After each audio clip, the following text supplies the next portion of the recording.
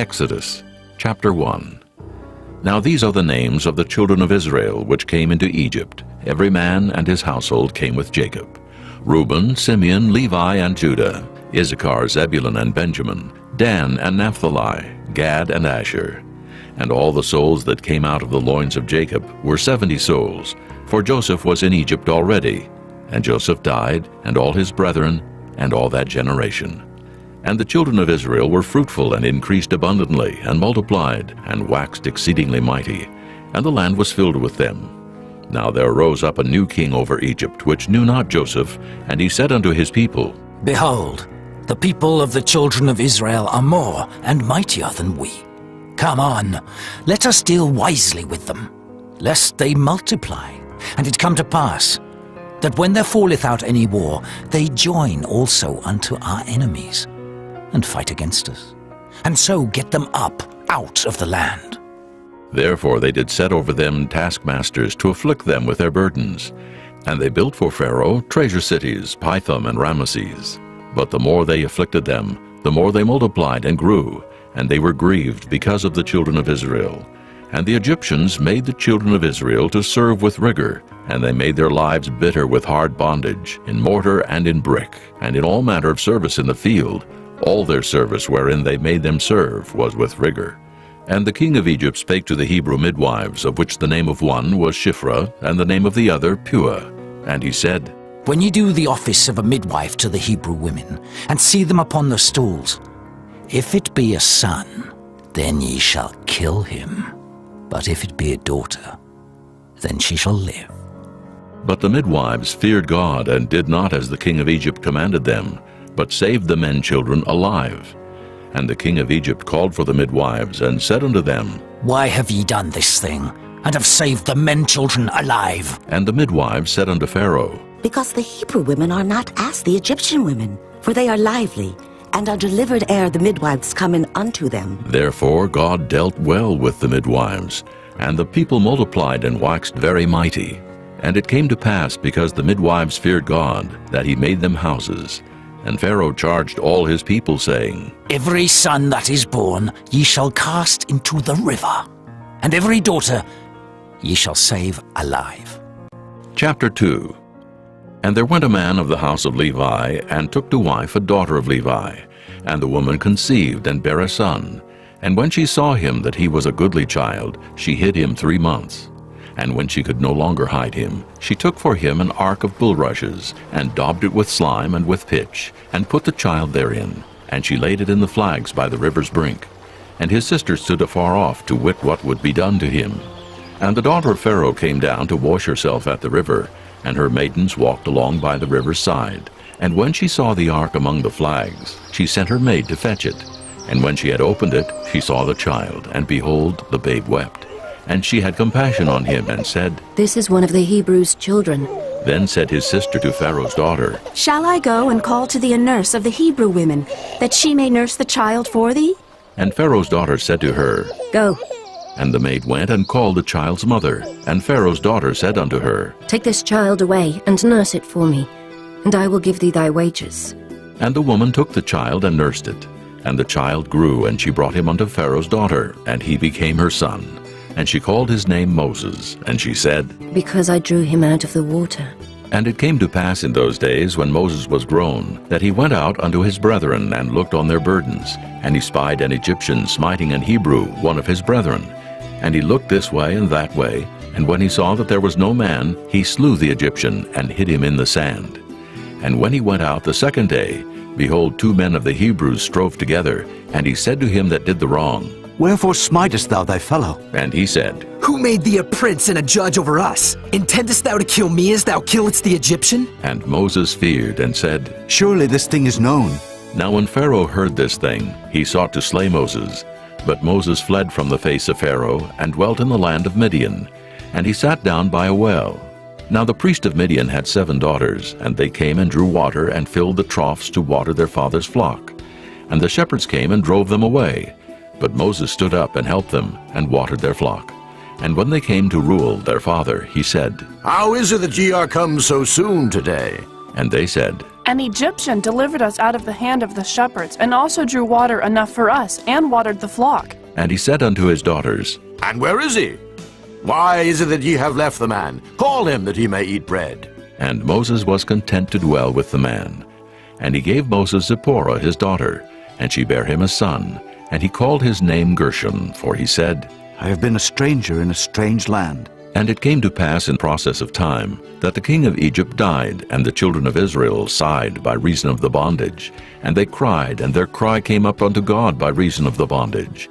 And God heard their groaning. And God remembered his covenant with Abraham, with Isaac, and with Jacob.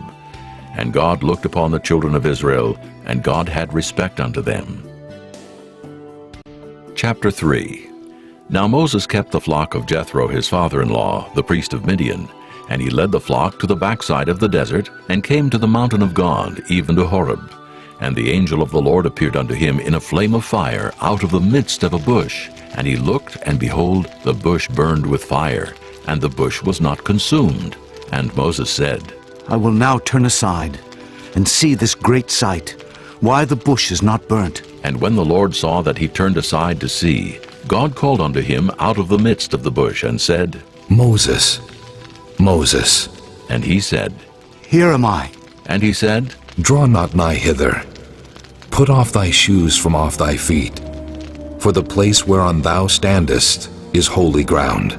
Moreover he said, I am the God of thy father, the God of Abraham, the God of Isaac, and the God of Jacob.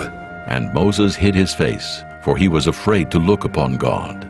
And the Lord said, I have surely seen the affliction of my people which are in Egypt, and have heard their cry by reason of their taskmasters.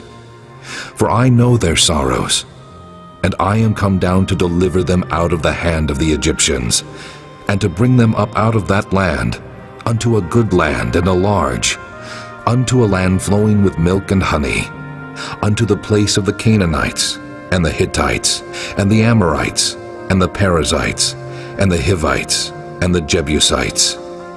Now therefore, behold, the cry of the children of Israel is come unto me, and I have also seen the oppression wherewith the Egyptians oppress them. Come now therefore, and I will send thee unto Pharaoh, that thou mayest bring forth my people, the children of Israel, out of Egypt. And Moses said unto God, Who am I, that I should go unto Pharaoh, and that I should bring forth the children of Israel out of Egypt? And he said, Certainly I will be with thee, and this shall be a token unto thee that I have sent thee. When thou hast brought forth the people out of Egypt, ye shall serve God upon this mountain. And Moses said unto God, Behold, when I come unto the children of Israel, and shall say unto them, The God of your fathers hath sent me unto you, and they shall say to me, What is his name? What shall I say unto them?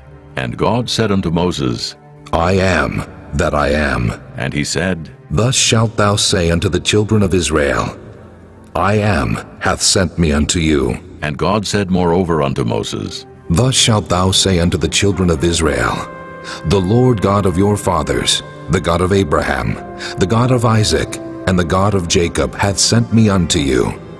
This is my name forever, and this is my memorial unto all generations. Go and gather the elders of Israel together, and say unto them, The Lord God of your fathers, the God of Abraham, of Isaac, and of Jacob, appeared unto me, saying, I have surely visited you, and seen that which is done to you in Egypt. And I have said, I will bring you up out of the affliction of Egypt, unto the land of the Canaanites, and the Hittites, and the Amorites, and the Perizzites, and the Hivites, and the Jebusites, unto a land flowing with milk and honey. And they shall hearken to thy voice, and thou shalt come, thou and the elders of Israel, unto the king of Egypt, and ye shall say unto him, The Lord God of the Hebrews hath met with us, and now let us go. We beseech thee, 3 days' journey into the wilderness, that we may sacrifice to the Lord our God. And I am sure that the king of Egypt will not let you go, no, not by a mighty hand. And I will stretch out my hand and smite Egypt with all my wonders which I will do in the midst thereof.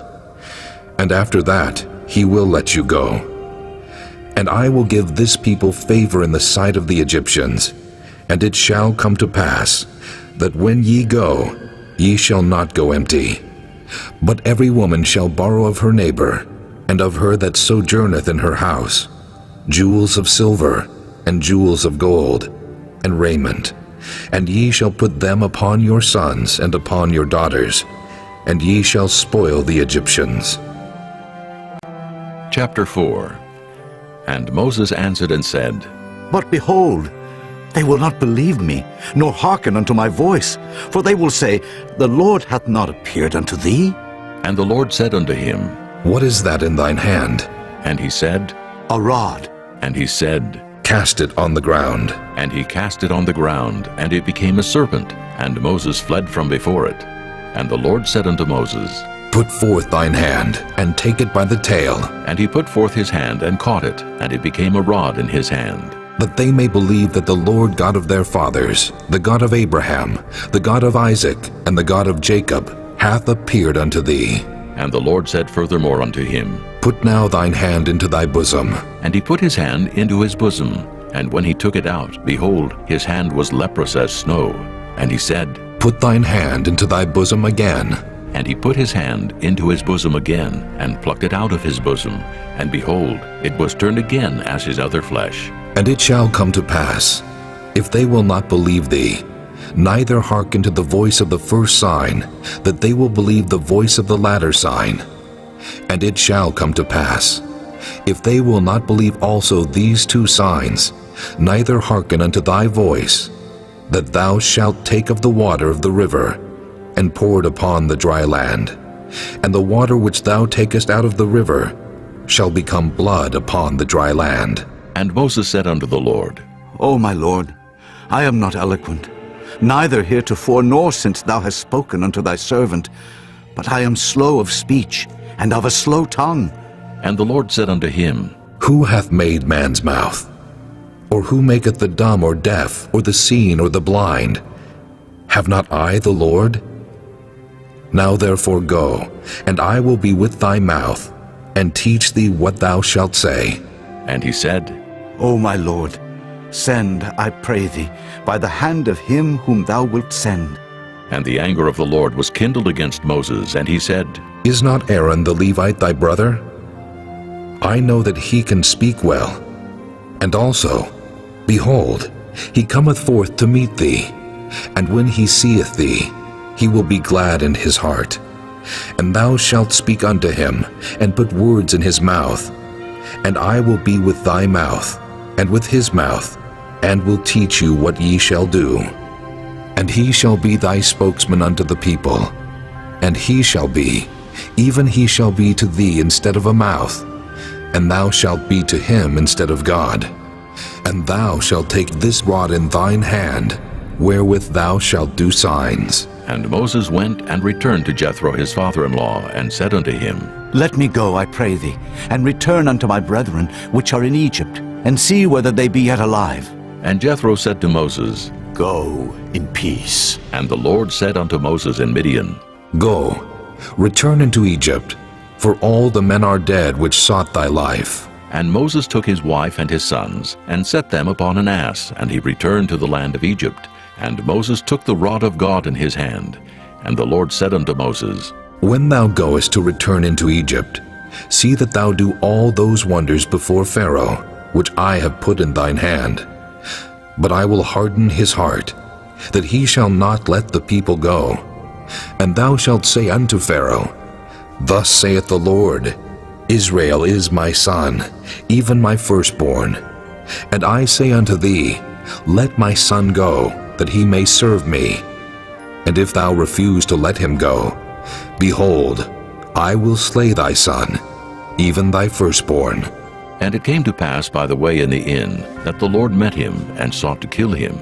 Then Zipporah took a sharp stone, and cut off the foreskin of her son, and cast it at his feet, and said, Surely a bloody husband art thou to me. So he let him go.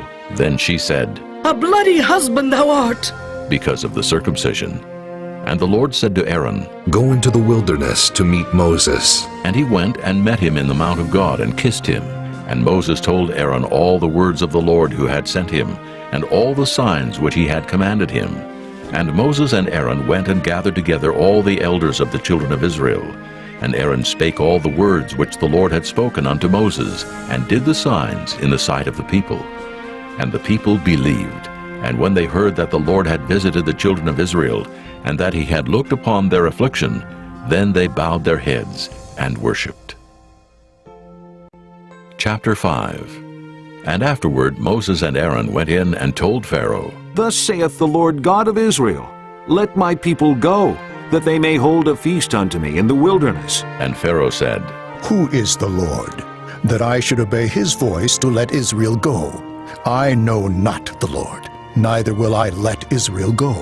And they said, The God of the Hebrews hath met with us. Let us go, we pray thee, 3 days' journey into the desert, and sacrifice unto the Lord our God, lest he fall upon us with pestilence or with the sword. And the king of Egypt said unto them, Wherefore do ye, Moses and Aaron, let the people from their works get you unto your burdens? And Pharaoh said, Behold, the people of the land now are many, and ye make them rest from their burdens. And Pharaoh commanded the same day the taskmasters of the people and their officers, saying, Ye shall no more give the people straw to make brick. As heretofore, let them go and gather straw for themselves. And the tale of the bricks, which they did make heretofore, ye shall lay upon them. Ye shall not diminish aught thereof, for they be idle. Therefore they cry, saying, Let us go and sacrifice to our God. Let their more work be laid upon the men, that they may labor therein, and let them not regard vain words. And the taskmasters of the people went out, and their officers, and they spake to the people, saying, Thus saith Pharaoh, I will not give you straw. Go ye, get you straw where ye can find it, yet not aught of your work shall be diminished. So the people were scattered abroad throughout all the land of Egypt to gather stubble instead of straw. And the taskmasters hasted them, saying, Fulfill your works, your daily tasks, as when there was straw. And the officers of the children of Israel, which Pharaoh's taskmasters had set over them, were beaten and demanded, Wherefore have ye not fulfilled your task in making brick both yesterday and today, as heretofore? Then the officers of the children of Israel came and cried unto Pharaoh, saying, Wherefore dealest thou thus with thy servants? There is no straw given unto thy servants, and they say to us, Make brick. And behold, thy servants are beaten, but the fault is in thine own people. But he said, Ye are idle. Ye are idle. Therefore ye say, Let us go and do sacrifice to the Lord. Go therefore now, and work. For there shall no straw be given you, yet shall ye deliver the tale of bricks. And the officers of the children of Israel did see that they were in evil case after it was said, Ye shall not diminish aught from your bricks of your daily task. And they met Moses and Aaron, who stood in the way as they came forth from Pharaoh. And they said unto them, The Lord look upon you and judge, because ye have made our Savior to be abhorred in the eyes of Pharaoh, and in the eyes of his servants to put a sword in their hand to slay us. And Moses returned unto the Lord and said, Lord, wherefore hast thou so evil entreated this people? Why is it that thou hast sent me? For since I came to Pharaoh to speak in thy name, he hath done evil to this people. Neither hast thou delivered thy people at all. Chapter 6. Then the Lord said unto Moses, Now shalt thou see what I will do to Pharaoh. For with a strong hand shall he let them go, and with a strong hand shall he drive them out of his land. And God spake unto Moses and said unto him, I am the Lord, and I appeared unto Abraham, unto Isaac, and unto Jacob by the name of God Almighty. But by my name Jehovah was I not known to them. And I have also established my covenant with them, to give them the land of Canaan, the land of their pilgrimage, wherein they were strangers. And I have also heard the groaning of the children of Israel, whom the Egyptians keep in bondage, and I have remembered my covenant. Wherefore say unto the children of Israel, I am the Lord, and I will bring you out from under the burdens of the Egyptians, and I will rid you out of their bondage, and I will redeem you with a stretched out arm, and with great judgments. And I will take you to me for a people, and I will be to you a God. and ye shall know that I am the Lord your God, which bringeth you out from under the burdens of the Egyptians. And I will bring you in unto the land, concerning the which I did swear to give it to Abraham, to Isaac, and to Jacob, and I will give it you for an heritage. I am the Lord. And Moses spake so unto the children of Israel, but they hearkened not unto Moses for anguish of spirit and for cruel bondage. And the Lord spake unto Moses, saying, Go in, speak unto Pharaoh king of Egypt, that he let the children of Israel go out of his land. And Moses spake before the Lord, saying, Behold, the children of Israel have not hearkened unto me.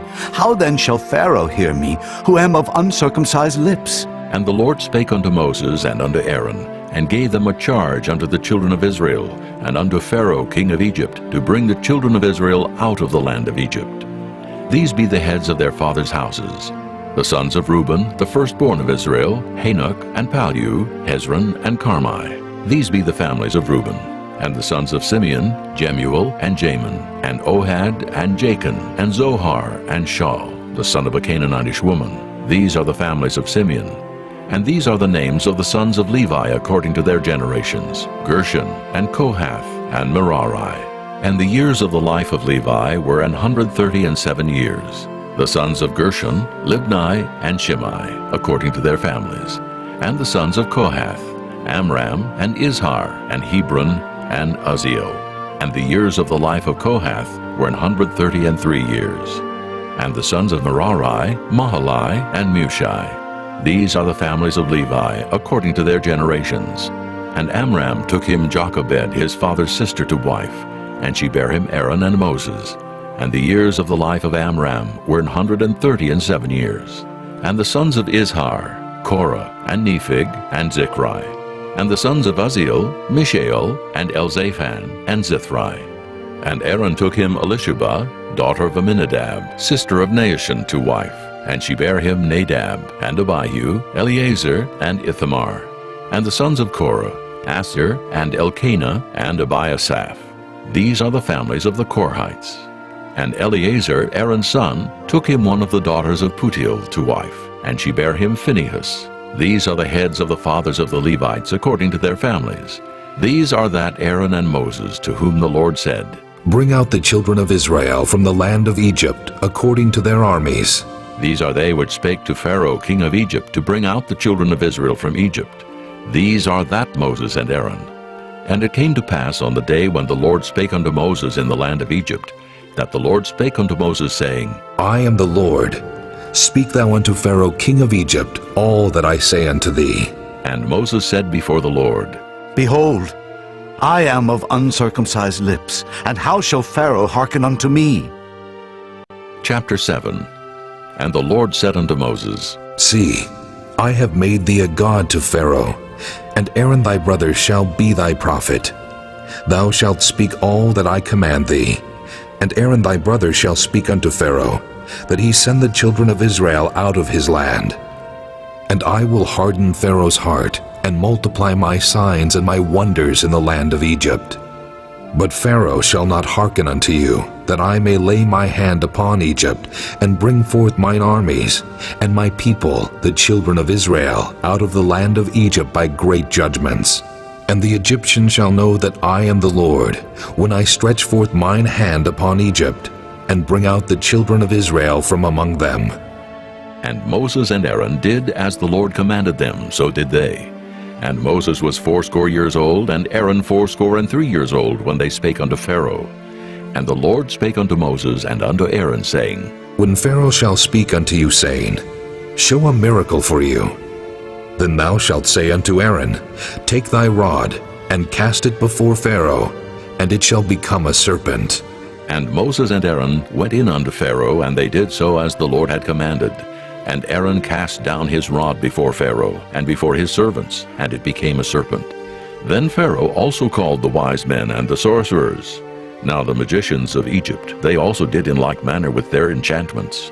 For they cast down every man his rod, and they became serpents. But Aaron's rod swallowed up their rods. And he hardened Pharaoh's heart, that he hearkened not unto them, as the Lord had said. And the Lord said unto Moses, Pharaoh's heart is hardened. he refuseth to let the people go. Get thee unto Pharaoh in the morning. Lo, he goeth out unto the water. And thou shalt stand by the river's brink against Hecom. And the rod which was turned to a serpent shalt thou take in thine hand. And thou shalt say unto him, The Lord God of the Hebrews hath sent me unto thee, saying, Let my people go, that they may serve me in the wilderness. And behold, hitherto thou wouldest not hear.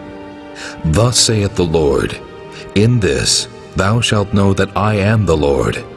Behold, I will smite with the rod that is in mine hand upon the waters which are in the river, and they shall be turned to blood.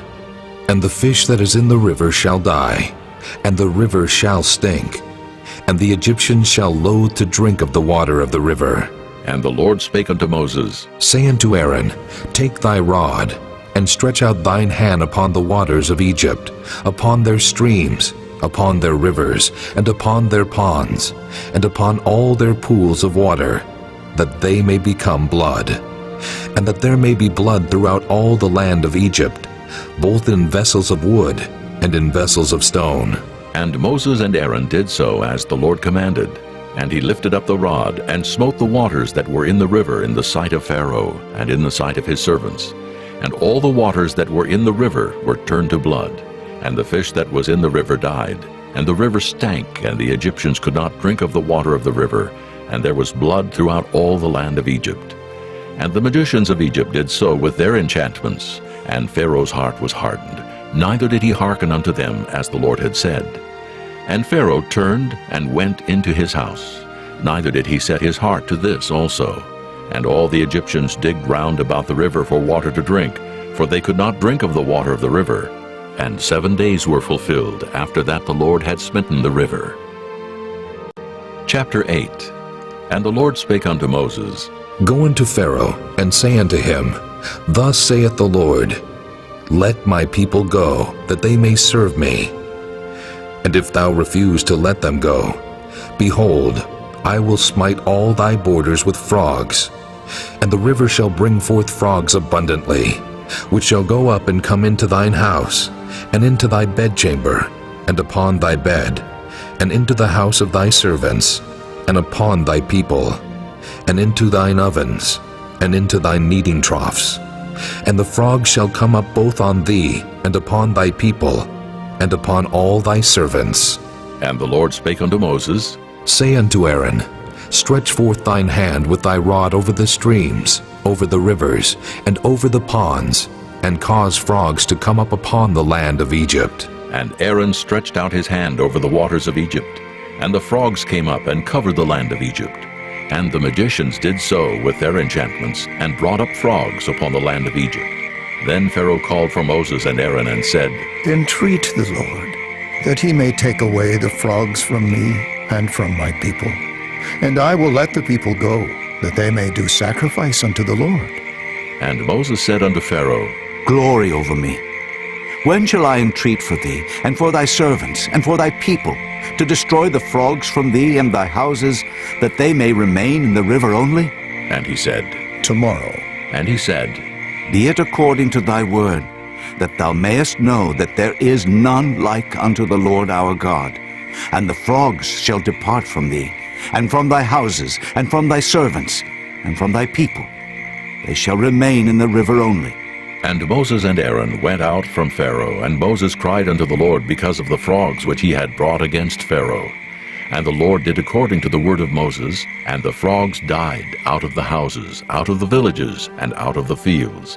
And they gathered them together upon heaps, and the land stank.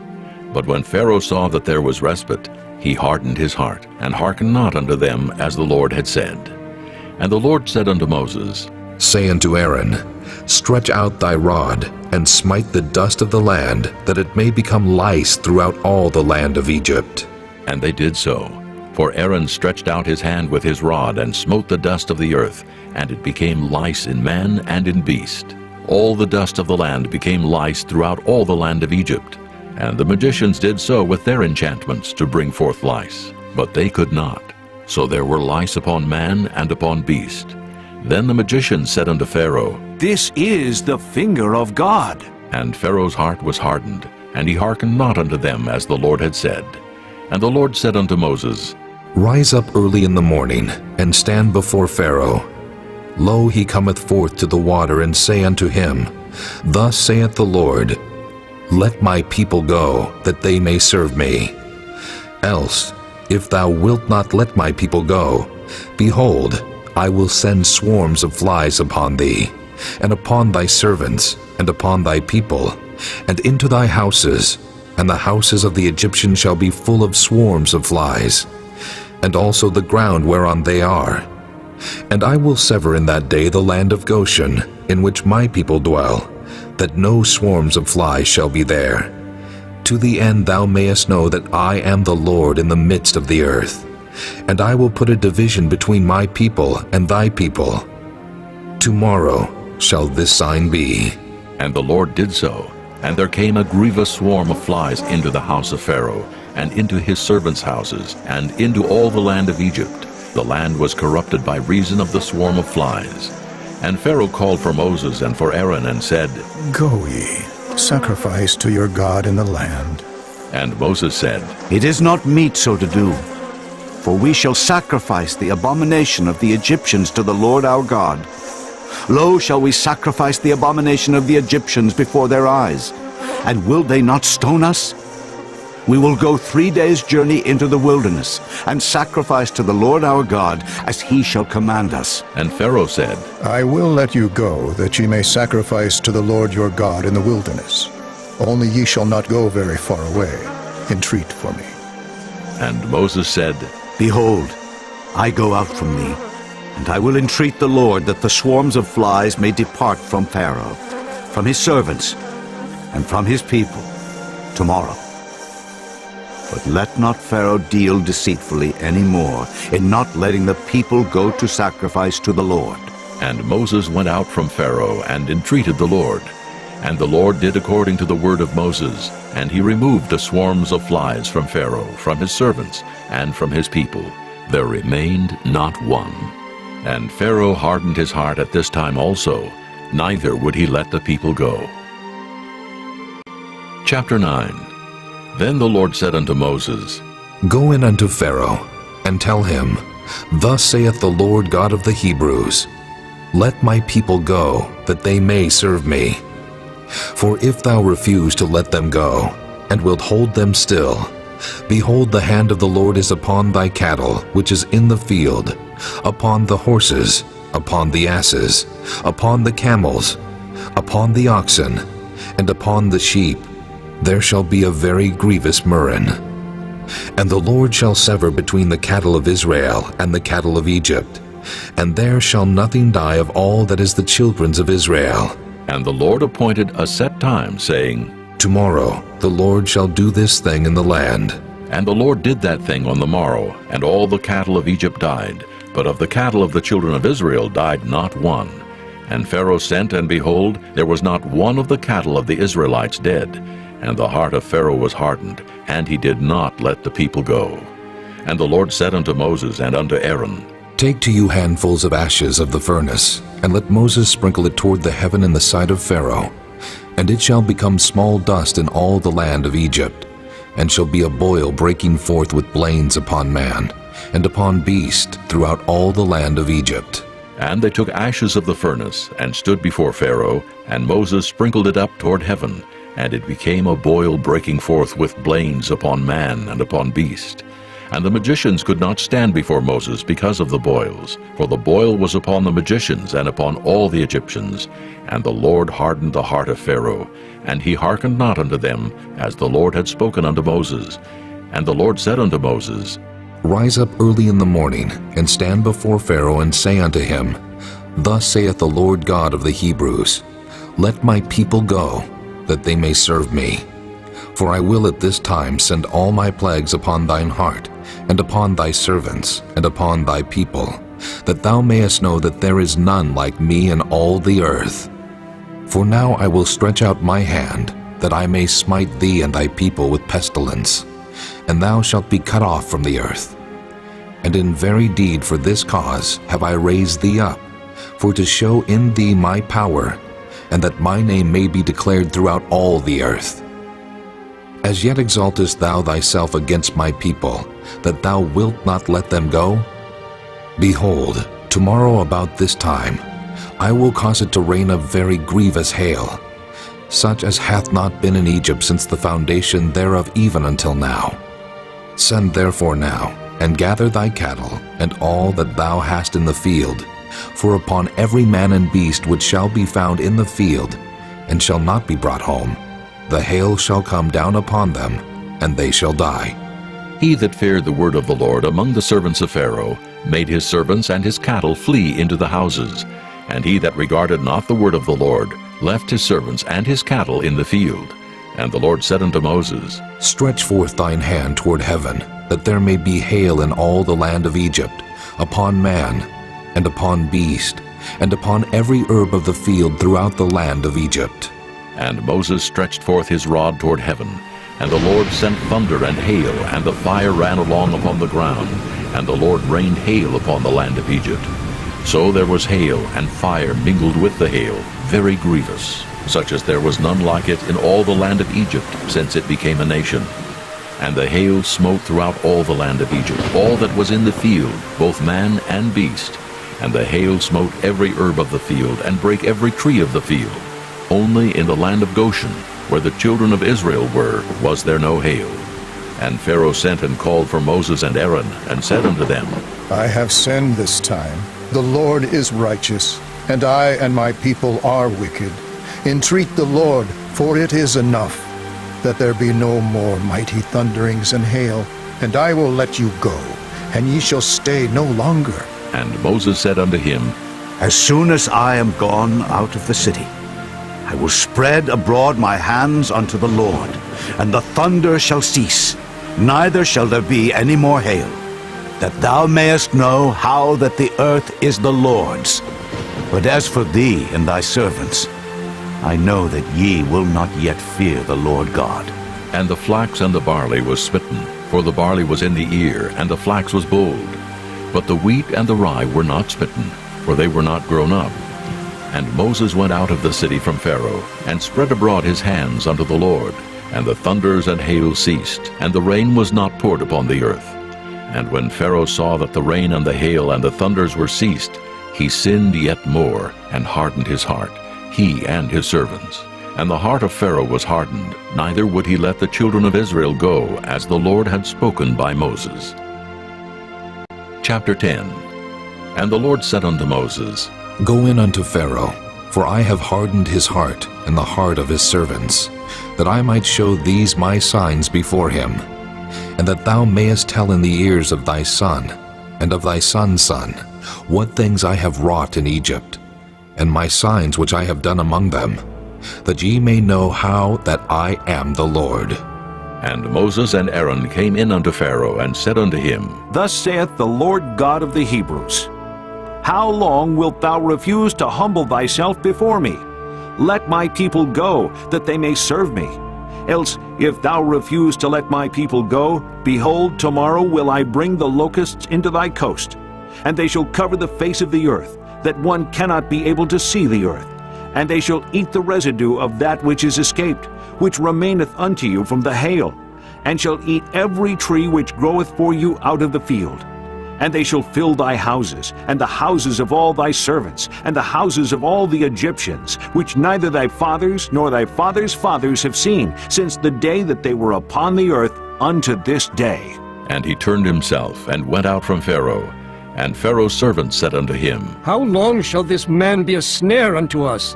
Let the men go, that they may serve the Lord their God. Knowest thou not yet that Egypt is destroyed? And Moses and Aaron were brought again unto Pharaoh, and he said unto them, Go, serve the Lord your God. But who are they that shall go? And Moses said, We will go with our young and with our old, with our sons and with our daughters, with our flocks and with our herds will we go. For we must hold a feast unto the Lord. And he said unto them, Let the Lord be so with you, as I will let you go, and your little ones. Look to it, for evil is before you. Not so, go now ye that are men, and serve the Lord, for that ye did desire. And they were driven out from Pharaoh's presence. And the Lord said unto Moses, Stretch out thine hand over the land of Egypt for the locusts, that they may come up upon the land of Egypt, and eat every herb of the land, even all that the hail hath left. And Moses stretched forth his rod over the land of Egypt. And the Lord brought an east wind upon the land all that day and all that night. And when it was morning, the east wind brought the locusts. And the locusts went up over all the land of Egypt, and rested in all the coasts of Egypt. Very grievous were they. Before them there were no such locusts as they, neither after them shall be such. For they covered the face of the whole earth, so that the land was darkened. And they did eat every herb of the land, and all the fruit of the trees which the hail had left. And there remained not any green thing in the trees, or in the herbs of the field through all the land of Egypt. Then Pharaoh called for Moses and Aaron in haste, and he said, I have sinned against the Lord your God and against you. Now therefore forgive, I pray thee, my sin only this once, and entreat the Lord your God that he may take away from me this death only. And he went out from Pharaoh and entreated the Lord. And the Lord turned a mighty strong west wind, which took away the locusts and cast them into the Red Sea. There remained not one locust in all the coasts of Egypt. But the Lord hardened Pharaoh's heart, so that he would not let the children of Israel go. And the Lord said unto Moses, Stretch out thine hand toward heaven, that there may be darkness over the land of Egypt, even darkness which may be felt. And Moses stretched forth his hand toward heaven, and there was a thick darkness in all the land of Egypt 3 days. They saw not one another, neither rose any from his place for 3 days, but all the children of Israel had light in their dwellings. And Pharaoh called unto Moses and said, Go ye, serve the Lord. Only let your flocks and your herds be stayed. Let your little ones also go with you. And Moses said, Thou must give us also sacrifices and burnt offerings, that we may sacrifice unto the Lord our God. Our cattle also shall go with us. There shall not an hoof be left behind, for thereof must we take to serve the Lord our God. And we know not with what we must serve the Lord until we come thither. But the Lord hardened Pharaoh's heart, and he would not let them go. And Pharaoh said unto him, Get thee from me. Take heed to thyself. See my face no more, for in that day thou seest my face, thou shalt die. And Moses said, Thou hast spoken well. I will see thy face again no more. Chapter 11. And the Lord said unto Moses, Yet will I bring one plague more upon Pharaoh and upon Egypt. Afterwards he will let you go hence. When he shall let you go, he shall surely thrust you out hence altogether. Speak now in the ears of the people, and let every man borrow of his neighbor, and every woman of her neighbor, jewels of silver and jewels of gold. And the Lord gave the people favor in the sight of the Egyptians. Moreover, the man Moses was very great in the land of Egypt, in the sight of Pharaoh's servants, and in the sight of the people. And Moses said, Thus saith the Lord, About midnight will I go out into the midst of Egypt, and all the firstborn in the land of Egypt shall die, from the firstborn of Pharaoh that sitteth upon his throne, even unto the firstborn of the maidservant that is behind the mill, and all the firstborn of beasts. And there shall be a great cry throughout all the land of Egypt, such as there was none like it, nor shall be like it any more. But against any of the children of Israel shall not a dog move his tongue, against man or beast, that ye may know how that the Lord doth put a difference between the Egyptians and Israel. And all these thy servants shall come down unto me, and bow down themselves unto me, saying, Get thee out, and all the people that follow thee. And after that I will go out.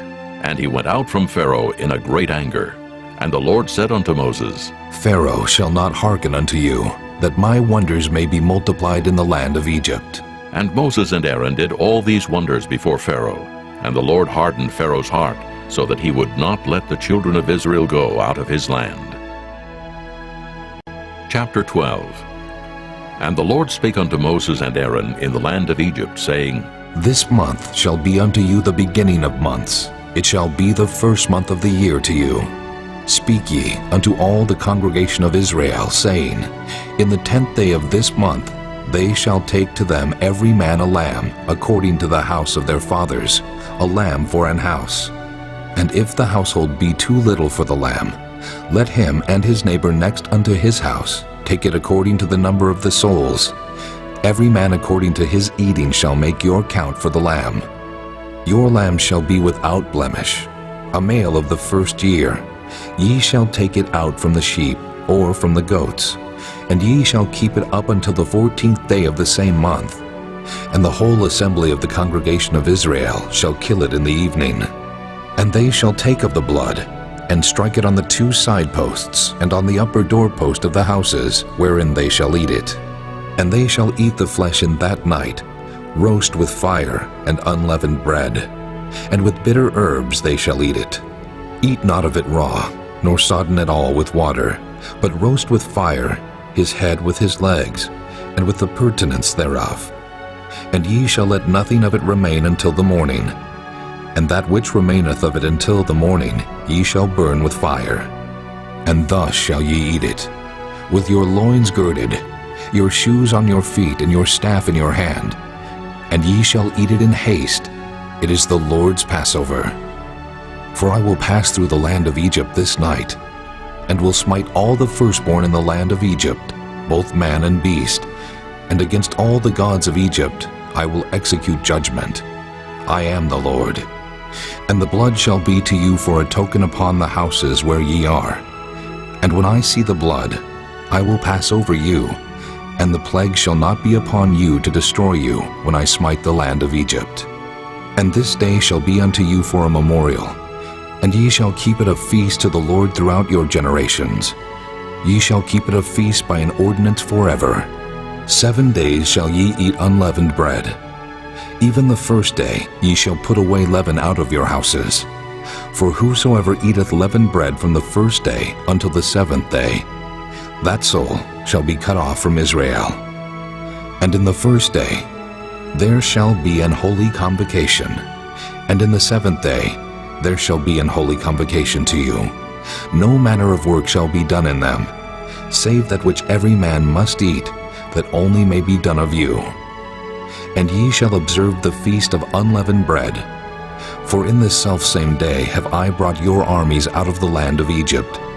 Therefore shall ye observe this day in your generations by an ordinance forever. In the 1st month, on the 14th day of the month at even, ye shall eat unleavened bread until the 21st day of the month at even. 7 days shall there be no leaven found in your houses. For whosoever eateth that which is leavened, even that soul shall be cut off from the congregation of Israel, whether he be a stranger or born in the land. Ye shall eat nothing leavened. In all your habitations shall ye eat unleavened bread. Then Moses called for all the elders of Israel, and said unto them, Draw out, and take you a lamb according to your families, and kill the Passover. And ye shall take a bunch of hyssop, and dip it in the blood that is in the basin, and strike the lintel and the 2 side posts with the blood that is in the basin. And none of you shall go out at the door of his house until the morning. For the Lord will pass through to smite the Egyptians. And when he seeth the blood upon the lintel, and on the 2 side posts, the Lord will pass over the door, and will not suffer the destroyer to come in unto your houses to smite you. And ye shall observe this thing for an ordinance to thee and to thy sons forever. And it shall come to pass, when ye be come to the land which the Lord will give you, according as he hath promised, that ye shall keep this service. And it shall come to pass, when your children shall say unto you, What mean ye by this service? That ye shall say, It is the sacrifice of the Lord's Passover, who passed over the houses of the children of Israel in Egypt when he smote the Egyptians, and delivered our houses. And the people bowed the head and worshipped. And the children of Israel went away, and did as the Lord had commanded Moses and Aaron, so did they. And it came to pass that at midnight the Lord smote all the firstborn in the land of Egypt, from the firstborn of Pharaoh that sat on his throne, unto the firstborn of the captive that was in the dungeon, and all the firstborn of cattle. And Pharaoh rose up in the night, he and all his servants, and all the Egyptians, and there was a great cry in Egypt, for there was not a house where there was not one dead. And he called for Moses and Aaron by night and said, Rise up and get you forth from among my people, both ye and the children of Israel, and go, serve the Lord as ye have said. Also take your flocks and your herds, as ye have said, and be gone, and bless me also. And the Egyptians were urgent upon the people that they might send them out of the land in haste, for they said, We be all dead men. And the people took their dough before it was leavened, their kneading troughs being bound up in their clothes upon their shoulders. And the children of Israel did according to the word of Moses, and they borrowed of the Egyptians jewels of silver and jewels of gold and raiment. And the Lord gave the people favor in the sight of the Egyptians, so that they lent unto them such things as they required, and they spoiled the Egyptians. And the children of Israel journeyed from Ramesses to Succoth, about 600,000 on foot that were men, beside children. And a mixed multitude went up also with them, and flocks and herds, even very much cattle. And they baked unleavened cakes of the dough which they brought forth out of Egypt, for it was not leavened, because they were thrust out of Egypt, and could not tarry, neither had they prepared for themselves any victual. Now the sojourning of the children of Israel who dwelt in Egypt was 430 years. And it came to pass at the end of the 430 years, even the selfsame day it came to pass, that all the hosts of the Lord went out from the land of Egypt. It is a night to be much observed unto the Lord for bringing them out of the land of Egypt. This is that night of the Lord to be observed of all the children of Israel in their generations. And the Lord said unto Moses and Aaron, This is the ordinance of the Passover. There shall no stranger eat thereof. But every man's servant that is bought for money, when thou hast circumcised him, then shall he eat thereof. A foreigner and an hired servant shall not eat thereof. In one house shall it be eaten. Thou shalt not carry forth aught of the flesh abroad out of the house, neither shall ye break a bone thereof. All the congregation of Israel shall keep it. And when a stranger shall sojourn with thee, and will keep the Passover to the Lord, let all his males be circumcised, and then let him come near and keep it. And he shall be as one that is born in the land, for no uncircumcised person shall eat thereof. One law shall be to him that is homeborn, and unto the stranger that sojourneth among you. Thus did all the children of Israel, as the Lord commanded Moses and Aaron, so did they. And it came to pass the selfsame day that the Lord did bring the children of Israel out of the land of Egypt by their armies. Chapter 13. And the Lord spake unto Moses, saying, Sanctify unto me all the firstborn. Whatsoever openeth the womb among the children of Israel, both of man and of beast, it is mine. And Moses said unto the people, Remember this day, in which ye came out from Egypt, out of the house of bondage. For by strength of hand the Lord brought you out from this place. There shall no leavened bread be eaten. This day came ye out in the month Abib. And it shall be, when the Lord shall bring thee into the land of the Canaanites, and the Hittites, and the Amorites, and the Hivites, and the Jebusites, which he sware unto thy fathers to give thee, a land flowing with milk and honey, that thou shalt keep this service in this month. 7 days thou shalt eat unleavened bread, and in the 7th day shall be a feast to the Lord. Unleavened bread shall be eaten 7 days, and there shall no leavened bread be seen with thee. Neither shall there be leaven seen with thee in all thy quarters. And thou shalt show thy son in that day, saying, This is done because of that which the Lord did unto me when I came forth out of Egypt. And it shall be for a sign unto thee upon thine hand, and for a memorial between thine eyes, that the Lord's law may be in thy mouth. For with a strong hand hath the Lord brought thee out of Egypt. Thou shalt therefore keep this ordinance in his season from year to year. And it shall be, when the Lord shall bring thee into the land of the Canaanites, as he sware unto thee and to thy fathers, and shall give it thee, that thou shalt set apart unto the Lord all that openeth the matrix, and every firstling that cometh of a beast which thou hast, the males shall be the Lord's. And every firstling of an ass thou shalt redeem with a lamb. And if thou wilt not redeem it, then thou shalt break his neck. And all the firstborn of man among thy children shalt thou redeem. And it shall be when thy son asketh thee in time to come, saying, What is this? That thou shalt say unto him, By strength of hand the Lord brought us out from Egypt, from the house of bondage. And it came to pass, when Pharaoh would hardly let us go, that the Lord slew all the firstborn in the land of Egypt, both the firstborn of man and the firstborn of beast. Therefore I sacrifice to the Lord all that openeth the matrix, being males, but all the firstborn of my children I redeem. And it shall be for a token upon thine hand, and for frontlets between thine eyes, for by strength of hand the Lord brought us forth out of Egypt. And it came to pass, when Pharaoh had let the people go, that God led them not through the way of the land of the Philistines, although that was near. For God said, Lest peradventure the people repent when they see war, and they return to Egypt. But God led the people about through the way of the wilderness of the Red Sea. And the children of Israel went up harnessed out of the land of Egypt. And Moses took the bones of Joseph with him, for he had straitly sworn the children of Israel, saying, God will surely visit you, and ye shall carry up my bones away hence with you. And they took their journey from Succoth, and encamped in Etham in the edge of the wilderness. And the Lord went before them by day in a pillar of cloud to lead them the way, and by night in a pillar of fire to give them light, to go by day and night. He took not away the pillar of the cloud by day, nor the pillar of fire by night from before the people. Chapter 14. And the Lord spake unto Moses, saying, Speak unto the children of Israel, that they turn and encamp before Pi-hahiroth, between Migdol and the sea, over against Baal-zephon. Before it shall ye encamp by the sea. For Pharaoh will say of the children of Israel, They are entangled in the land, the wilderness hath shut them in. And I will harden Pharaoh's heart, that he shall follow after them. And I will be honored upon Pharaoh, and upon all his host, that the Egyptians may know that I am the Lord. And they did so. And it was told the king of Egypt that the people fled.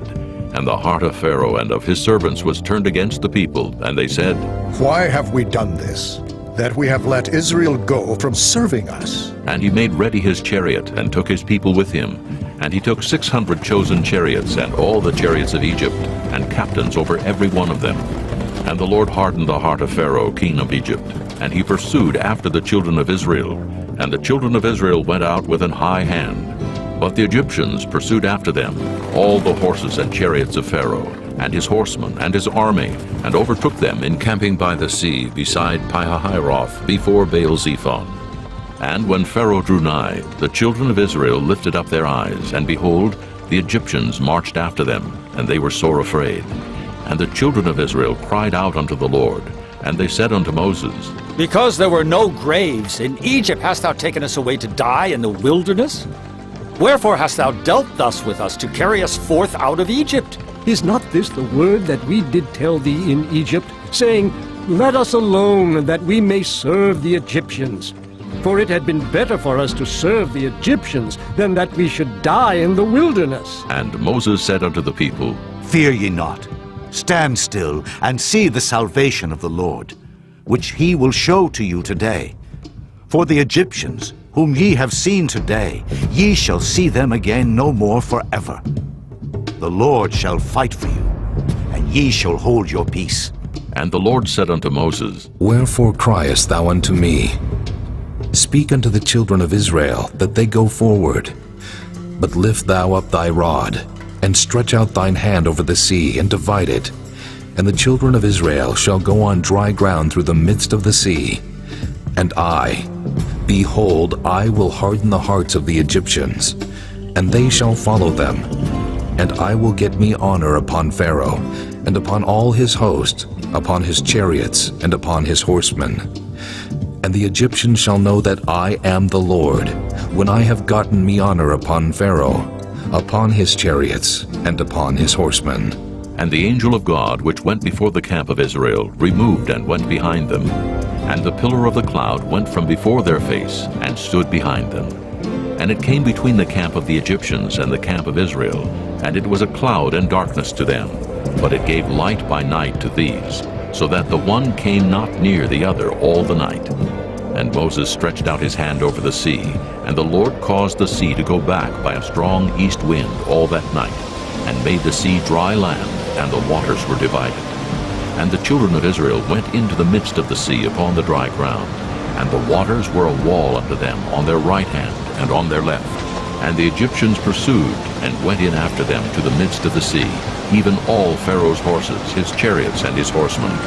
And it came to pass that in the morning watch the Lord looked unto the host of the Egyptians through the pillar of fire and of the cloud, and troubled the host of the Egyptians, and took off their chariot wheels, that they drave them heavily, so that the Egyptians said, Let us flee from the face of Israel, for the Lord fighteth for them against the Egyptians. And the Lord said unto Moses, Stretch out thine hand over the sea, that the waters may come again upon the Egyptians, upon their chariots, and upon their horsemen. And Moses stretched forth his hand over the sea, and the sea returned to his strength when the morning appeared. And the Egyptians fled against it, and the Lord overthrew the Egyptians in the midst of the sea. And the waters returned, and covered the chariots and the horsemen, and all the host of Pharaoh that came into the sea after them. There remained not so much as one of them. But the children of Israel walked upon dry land in the midst of the sea, and the waters were a wall unto them on their right hand and on their left. Thus the Lord saved Israel that day out of the hand of the Egyptians. And Israel saw the Egyptians dead upon the seashore. And Israel saw that great work which the Lord did upon the Egyptians. And the people feared the Lord, and believed the Lord and his servant Moses. Chapter 15. Then sang Moses and the children of Israel this song unto the Lord, and spake, saying, I will sing unto the Lord, for he hath triumphed gloriously. The horse and his rider hath he thrown into the sea. The Lord is my strength and song, and he is become my salvation. He is my God, and I will prepare him an habitation, my father's God, and I will exalt him. The Lord is a man of war. The Lord is his name. Pharaoh's chariots and his host hath he cast into the sea. His chosen captains also are drowned in the Red Sea. The depths have covered them. They sank into the bottom as a stone. Thy right hand, O Lord, is become glorious in power. Thy right hand, O Lord, hath dashed in pieces the enemy. And in the greatness of thine excellency, thou hast overthrown them that rose up against thee. Thou sentest forth thy wrath, which consumed them as stubble. And with the blast of thy nostrils the waters were gathered together. The flood stood upright as an heap, and the depths were congealed in the heart of the sea. The enemy said, I will pursue, I will overtake, I will divide the spoil. My lust shall be satisfied upon them. I will draw my sword, my hand shall destroy them. Thou didst blow with thy wind, the sea covered them. They sank as lead in the mighty waters. Who is like unto thee, O Lord, among the gods? Who is like thee, glorious in holiness, fearful in praises, doing wonders? Thou stretchedst out thy right hand, the earth swallowed them. Thou in thy mercy hast led forth the people which thou hast redeemed. Thou hast guided them in thy strength unto thy holy habitation. The people shall hear and be afraid. Sorrow shall take hold on the inhabitants of Palestina. Then the dukes of Edom shall be amazed. The mighty men of Moab, trembling, shall take hold upon them. All the inhabitants of Canaan shall melt away. Fear and dread shall fall upon them. By the greatness of thine arm they shall be as still as a stone, till thy people pass over, O Lord, till the people pass over which thou hast purchased. Thou shalt bring them in, and plant them in the mountain of thine inheritance, in the place, O Lord, which thou hast made for thee to dwell in the sanctuary, O Lord, which thy hands have established. The Lord shall reign forever and ever. For the horse of Pharaoh went in with his chariots and with his horsemen into the sea. And the Lord brought again the waters of the sea upon them. But the children of Israel went on dry land in the midst of the sea. And Miriam the prophetess, the sister of Aaron, took a timbrel in her hand, and all the women went out after her with timbrels and with dances. And Miriam answered them, Sing ye to the Lord, for he hath triumphed gloriously. The horse and his rider hath he thrown into the sea. So Moses brought Israel from the Red Sea, and they went out into the wilderness of Shur. And they went 3 days in the wilderness and found no water. And when they came to Marah, they could not drink of the waters of Marah, for they were bitter. Therefore the name of it was called Marah. And the people murmured against Moses, saying, What shall we drink? And he cried unto the Lord. And the Lord showed him a tree, which when he had cast into the waters were made sweet. There he made for them a statute and an ordinance, and there he proved them, and said, If thou wilt diligently hearken to the voice of the Lord thy God, and wilt do that which is right in his sight, and wilt give ear to his commandments, and keep all his statutes, I will put none of these diseases upon thee, which I have brought upon the Egyptians. For I am the Lord that healeth thee. And they came to Elim, where were 12 wells of water, and 70 palm trees, and they encamped there by the waters. Chapter 16. And they took their journey from Elim, and all the congregation of the children of Israel came unto the wilderness of Sin, which is between Elim and Sinai, on the 15th day of the 2nd month, after their departing out of the land of Egypt. And the whole congregation of the children of Israel murmured against Moses and Aaron in the wilderness. And the children of Israel said unto them, Would to God we had died by the hand of the Lord in the land of Egypt, when we sat by the flesh pots, and when we did eat bread to the full. For ye have brought us forth into this wilderness, to kill this whole assembly with hunger. Then said the Lord unto Moses, Behold, I will rain bread from heaven for you. And the people shall go out and gather a certain rate every day, that I may prove them whether they will walk in my law or no. And it shall come to pass, that on the 6th day they shall prepare that which they bring in, and it shall be twice as much as they gather daily. And Moses and Aaron said unto all the children of Israel, At even, then ye shall know that the Lord hath brought you out from the land of Egypt. And in the morning, then ye shall see the glory of the Lord, for that he heareth your murmurings against the Lord. And what are we, that ye murmur against us?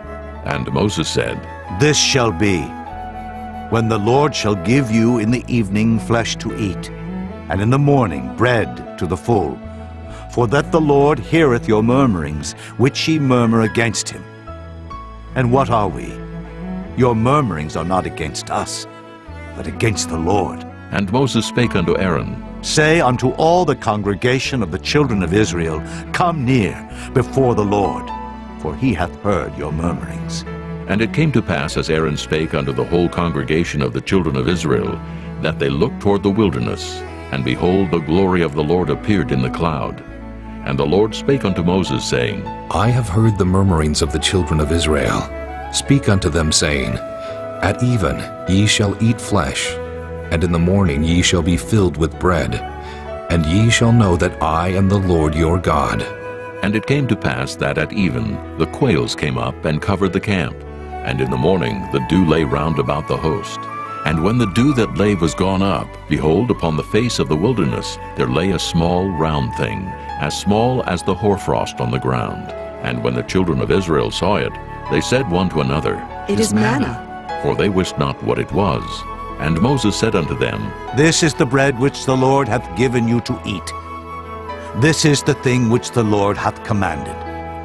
Gather of it every man according to his eating, an omer for every man according to the number of your persons.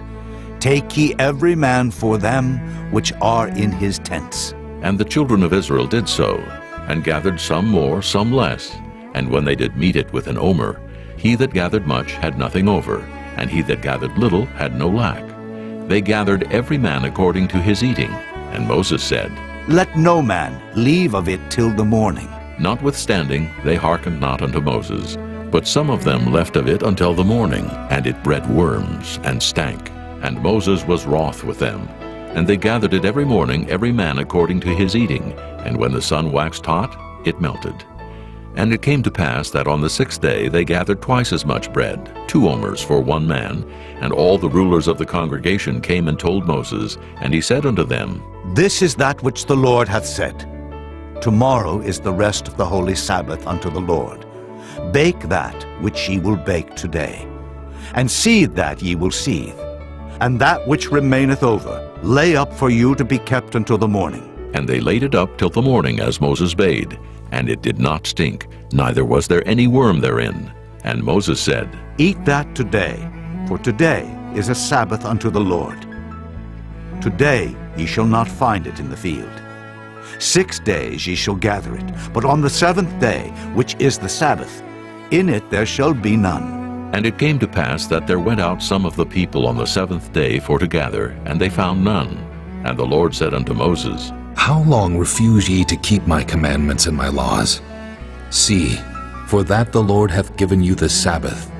Therefore he giveth you on the 6th day the bread of 2 days. Abide ye every man in his place. Let no man go out of his place on the 7th day. So the people rested on the 7th day. And the house of Israel called the name thereof manna, and it was like coriander seed, white, and the taste of it was like wafers made with honey. And Moses said, This is the thing which the Lord commandeth. Fill an omer of it, to be kept for your generations, that they may see the bread wherewith I have fed you in the wilderness, when I brought you forth from the land of Egypt.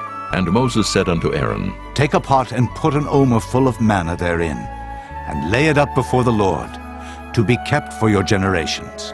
As the Lord commanded Moses, so Aaron laid it up before the testimony to be kept. And the children of Israel did eat manna 40 years, until they came to a land inhabited. They did eat manna until they came unto the borders of the land of Canaan. Now an omer is the 10th part of an ephah.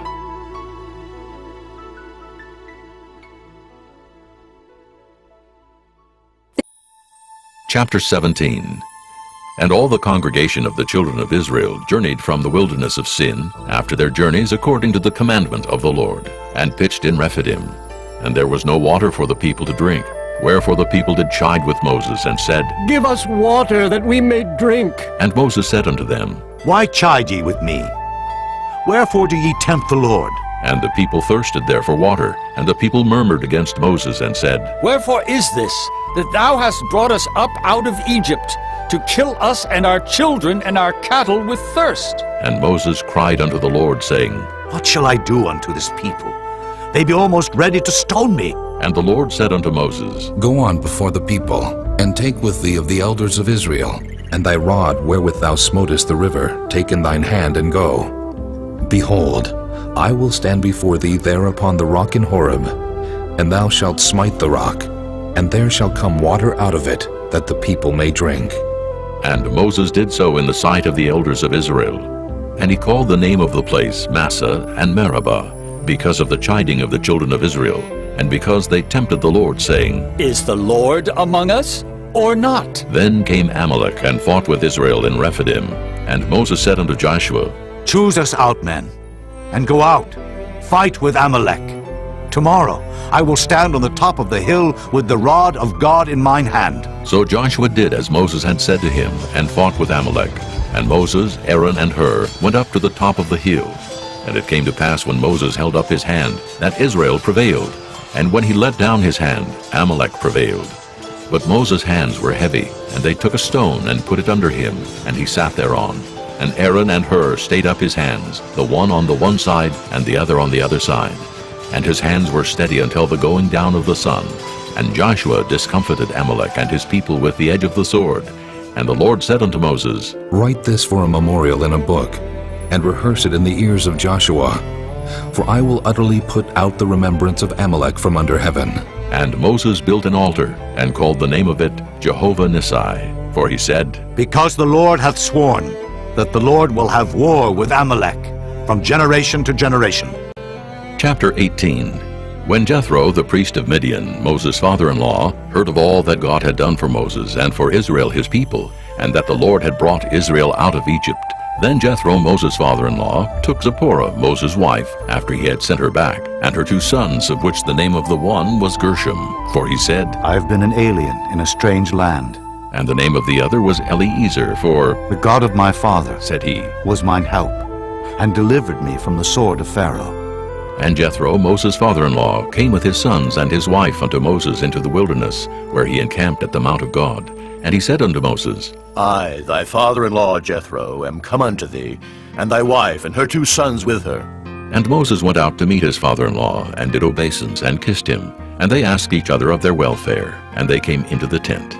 And Moses told his father-in-law all that the Lord had done unto Pharaoh and to the Egyptians for Israel's sake, and all the travail that had come upon them by the way, and how the Lord delivered them. And Jethro rejoiced for all the goodness which the Lord had done to Israel, whom he had delivered out of the hand of the Egyptians. And Jethro said, Blessed be the Lord, who hath delivered you out of the hand of the Egyptians, and out of the hand of Pharaoh, who hath delivered the people from under the hand of the Egyptians. Now I know that the Lord is greater than all gods, for in the thing wherein they dealt proudly he was above them. And Jethro, Moses' father-in-law, took a burnt offering and sacrifices for God. And Aaron came and all the elders of Israel to eat bread with Moses' father-in-law before God. And it came to pass on the morrow that Moses sat to judge the people. And the people stood by Moses from the morning unto the evening. And when Moses' father-in-law saw all that he did to the people, he said, What is this thing that thou doest to the people? Why sittest thou thyself alone, and all the people stand by thee from morning unto even? And Moses said unto his father-in-law, Because the people come unto me to inquire of God. When they have a matter, they come unto me, and I judge between one and another. And I do make them know the statutes of God, and his laws. And Moses' father-in-law said unto him, The thing that thou doest is not good.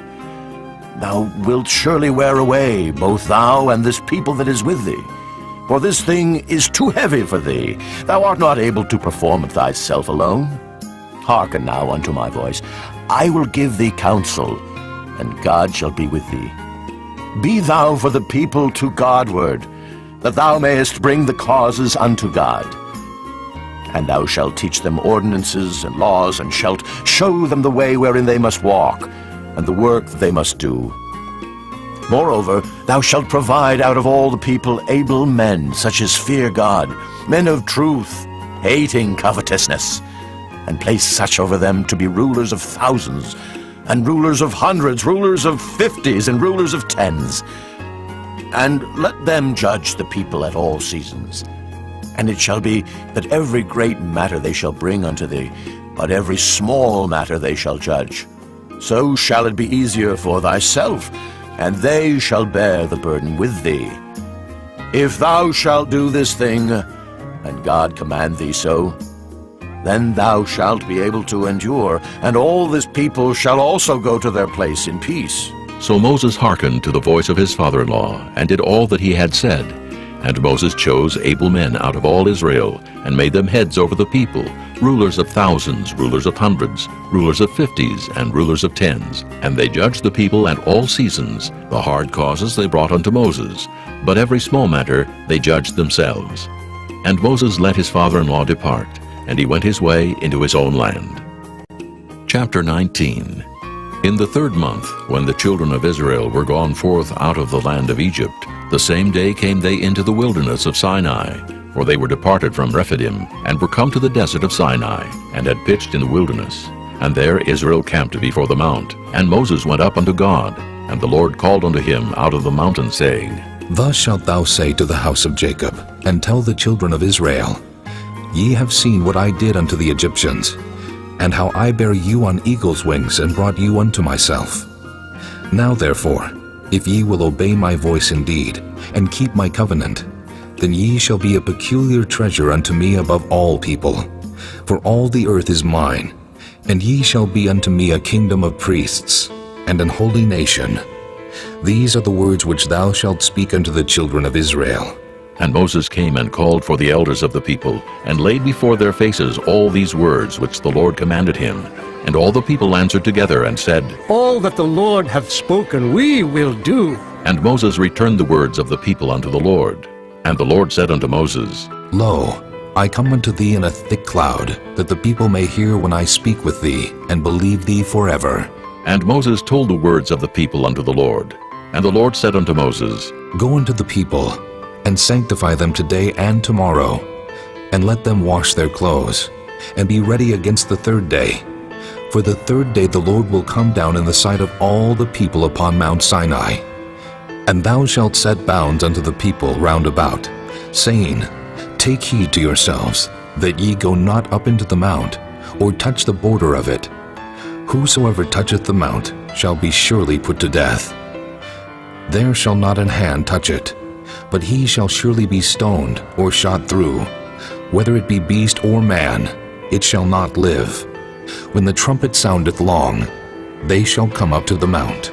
And Moses went down from the mount unto the people, and sanctified the people, and they washed their clothes. And he said unto the people, Be ready against the third day. Come not at your wives. And it came to pass on the third day in the morning, that there were thunders and lightnings, and a thick cloud upon the mount, and the voice of the trumpet exceeding loud, so that all the people that was in the camp trembled. And Moses brought forth the people out of the camp to meet with God, and they stood at the nether part of the mount. And Mount Sinai was altogether on a smoke, because the Lord descended upon it in fire, and the smoke thereof ascended as the smoke of a furnace, and the whole mount quaked greatly. And when the voice of the trumpet sounded long, and waxed louder and louder, Moses spake, and God answered him by a voice. And the Lord came down upon Mount Sinai, on the top of the mount, and the Lord called Moses up to the top of the mount. And Moses went up, and the Lord said unto Moses, Go down, charge the people lest they break through unto the Lord to gaze, and many of them perish. And let the priests also, which come near to the Lord, sanctify themselves, lest the Lord break forth upon them. And Moses said unto the Lord, The people cannot come up to Mount Sinai, for thou chargest us, saying, Set bounds about the mount, and sanctify it. And the Lord said unto him, Away, get thee down, and thou shalt come up, thou and Aaron with thee. But let not the priests and the people break through to come up unto the Lord, lest he break forth upon them. So Moses went down unto the people, and spake unto them. Chapter 20. And God spake all these words, saying, I am the Lord thy God, which have brought thee out of the land of Egypt, out of the house of bondage. Thou shalt have no other gods before me. Thou shalt not make unto thee any graven image, or any likeness of anything that is in heaven above, or that is in the earth beneath, or that is in the water under the earth. Thou shalt not bow down thyself to them, nor serve them. For I, the Lord thy God, am a jealous God, visiting the iniquity of the fathers upon the children unto the third and fourth generation of them that hate me, and showing mercy unto thousands of them that love me, and keep my commandments. Thou shalt not take the name of the Lord thy God in vain, for the Lord will not hold him guiltless that taketh his name in vain. Remember the Sabbath day to keep it holy. 6 days shalt thou labor and do all thy work, but the seventh day is the Sabbath of the Lord thy God. In it thou shalt not do any work, thou, nor thy son, nor thy daughter, thy manservant, nor thy maidservant, nor thy cattle, nor thy stranger that is within thy gates. For in 6 days the Lord made heaven and earth, the sea, and all that in them is, and rested the seventh day. Wherefore the Lord blessed the Sabbath day, and hallowed it. Honor thy father and thy mother, that thy days may be long upon the land which the Lord thy God giveth thee. Thou shalt not kill. Thou shalt not commit adultery. Thou shalt not steal. Thou shalt not bear false witness against thy neighbor. Thou shalt not covet thy neighbor's house. Thou shalt not covet thy neighbor's wife, nor his manservant, nor his maidservant, nor his ox, nor his ass, nor anything that is thy neighbor's. And all the people saw the thunderings and the lightnings, and the noise of the trumpet, and the mountain smoking. And when the people saw it, they removed and stood afar off. And they said unto Moses, Speak thou with us, and we will hear. But let not God speak with us, lest we die. And Moses said unto the people, Fear not, for God is come to prove you, and that his fear may be before your faces, that ye sin not. And the people stood afar off. And Moses drew near unto the thick darkness where God was. And the Lord said unto Moses, Thus thou shalt say unto the children of Israel, Ye have seen that I have talked with you from heaven. Ye shall not make with me gods of silver, neither shall ye make unto you gods of gold. An altar of earth thou shalt make unto me, and shalt sacrifice thereon thy burnt offerings, and thy peace offerings, thy sheep, and thine oxen. In all places where I record my name I will come unto thee, and I will bless thee. And if thou wilt make me an altar of stone, thou shalt not build it of hewn stone, for if thou lift up thy tool upon it, thou hast polluted it. Neither shalt thou go up by steps unto mine altar, that thy nakedness be not discovered thereon. Chapter 21. Now these are the judgments which thou shalt set before them. If thou buy an Hebrew servant, 6 years he shall serve, and in the 7th he shall go out free for nothing. If he came in by himself, he shall go out by himself. If he were married, then his wife shall go out with him. If his master have given him a wife, and she have borne him sons or daughters, the wife and her children shall be her master's, and he shall go out by himself. And if the servant shall plainly say, I love my master, my wife, and my children, I will not go out free, then his master shall bring him unto the judges. He shall also bring him to the door, or unto the doorpost, and his master shall bore his ear through with an awl, and he shall serve him forever. And if a man sell his daughter to be a maidservant, she shall not go out as the men servants do. If she please not her master, who hath betrothed her to himself, then shall he let her be redeemed. To sell her unto a strange nation he shall have no power, seeing he hath dealt deceitfully with her. And if he have betrothed her unto his son, he shall deal with her after the manner of daughters. If he take him another wife, her food, her raiment, and her duty of marriage shall he not diminish. And if he do not these 3 unto her, then shall she go out free without money. He that smiteth a man so that he die, shall be surely put to death. And if a man lie not in wait, but God deliver him into his hand, then I will appoint thee a place whither he shall flee. But if a man come presumptuously upon his neighbor to slay him with guile, thou shalt take him from mine altar, that he may die. And he that smiteth his father or his mother shall be surely put to death. And he that stealeth a man and selleth him, or if he be found in his hand, he shall surely be put to death. And he that curseth his father or his mother shall surely be put to death.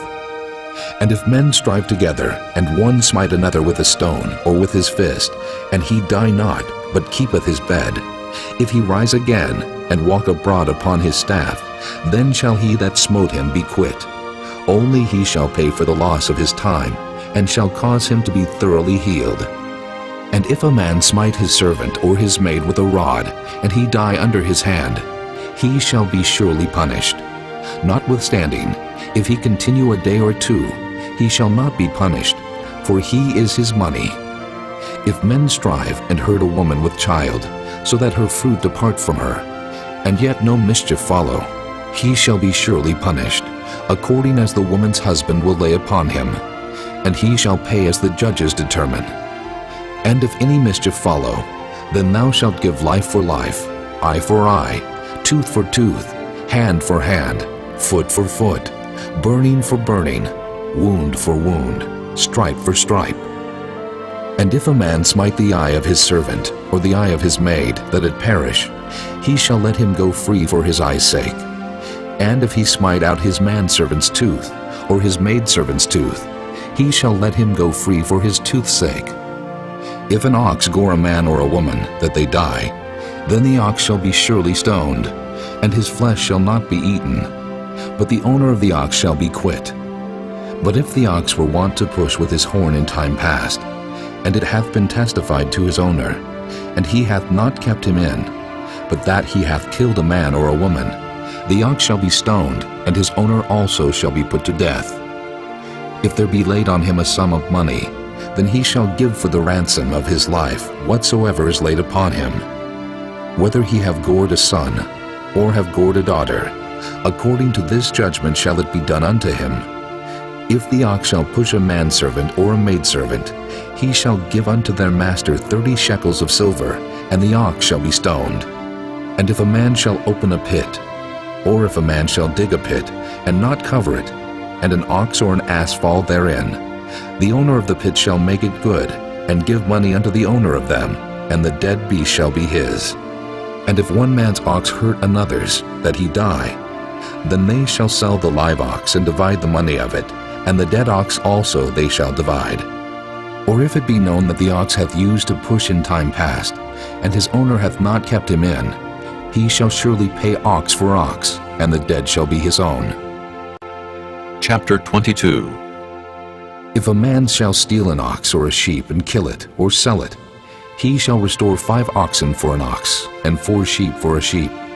If a thief be found breaking up, and be smitten that he die, there shall no blood be shed for him. If the sun be risen upon him, there shall be blood shed for him, for he should make full restitution. If he have nothing, then he shall be sold for his theft. If the theft be certainly found in his hand alive, whether it be ox or ass or sheep, he shall restore double. If a man shall cause a field or vineyard to be eaten, and shall put in his beast, and shall feed in another man's field, of the best of his own field, and of the best of his own vineyard, shall he make restitution. If fire break out, and catch in thorns, so that the stacks of corn, or the standing corn, or the field be consumed therewith, he that kindled the fire shall surely make restitution. If a man shall deliver unto his neighbor money or stuff to keep, and it be stolen out of the man's house, if the thief be found, let him pay double. If the thief be not found, then the master of the house shall be brought unto the judges, to see whether he have put his hand unto his neighbor's goods. For all manner of trespass, whether it be for ox, for ass, for sheep, for raiment, or for any manner of lost thing which another challengeth to be his, the cause of both parties shall come before the judges, and whom the judges shall condemn, he shall pay double unto his neighbor. If a man deliver unto his neighbor an ass, or an ox, or a sheep, or any beast to keep, and it die, or be hurt, or driven away, no man seeing it, then shall an oath of the Lord be between them both, that he hath not put his hand unto his neighbor's goods, and the owner of it shall accept thereof, and he shall not make it good. And if it be stolen from him, he shall make restitution unto the owner thereof. If it be torn in pieces, then let him bring it for witness, and he shall not make good that which was torn. And if a man borrow aught of his neighbor, and it be hurt or die, the owner thereof being not with it, he shall surely make it good. But if the owner thereof be with it, he shall not make it good. If it be an hired thing, it came for his hire. And if a man entice a maid that is not betrothed, and lie with her, he shall surely endow her to be his wife. If her father utterly refuse to give her unto him, he shall pay money according to the dowry of virgins. Thou shalt not suffer a witch to live. Whosoever lieth with a beast shall surely be put to death. He that sacrificeth unto any god, save unto the Lord only, he shall be utterly destroyed. Thou shalt neither vex a stranger, nor oppress him, for ye were strangers in the land of Egypt.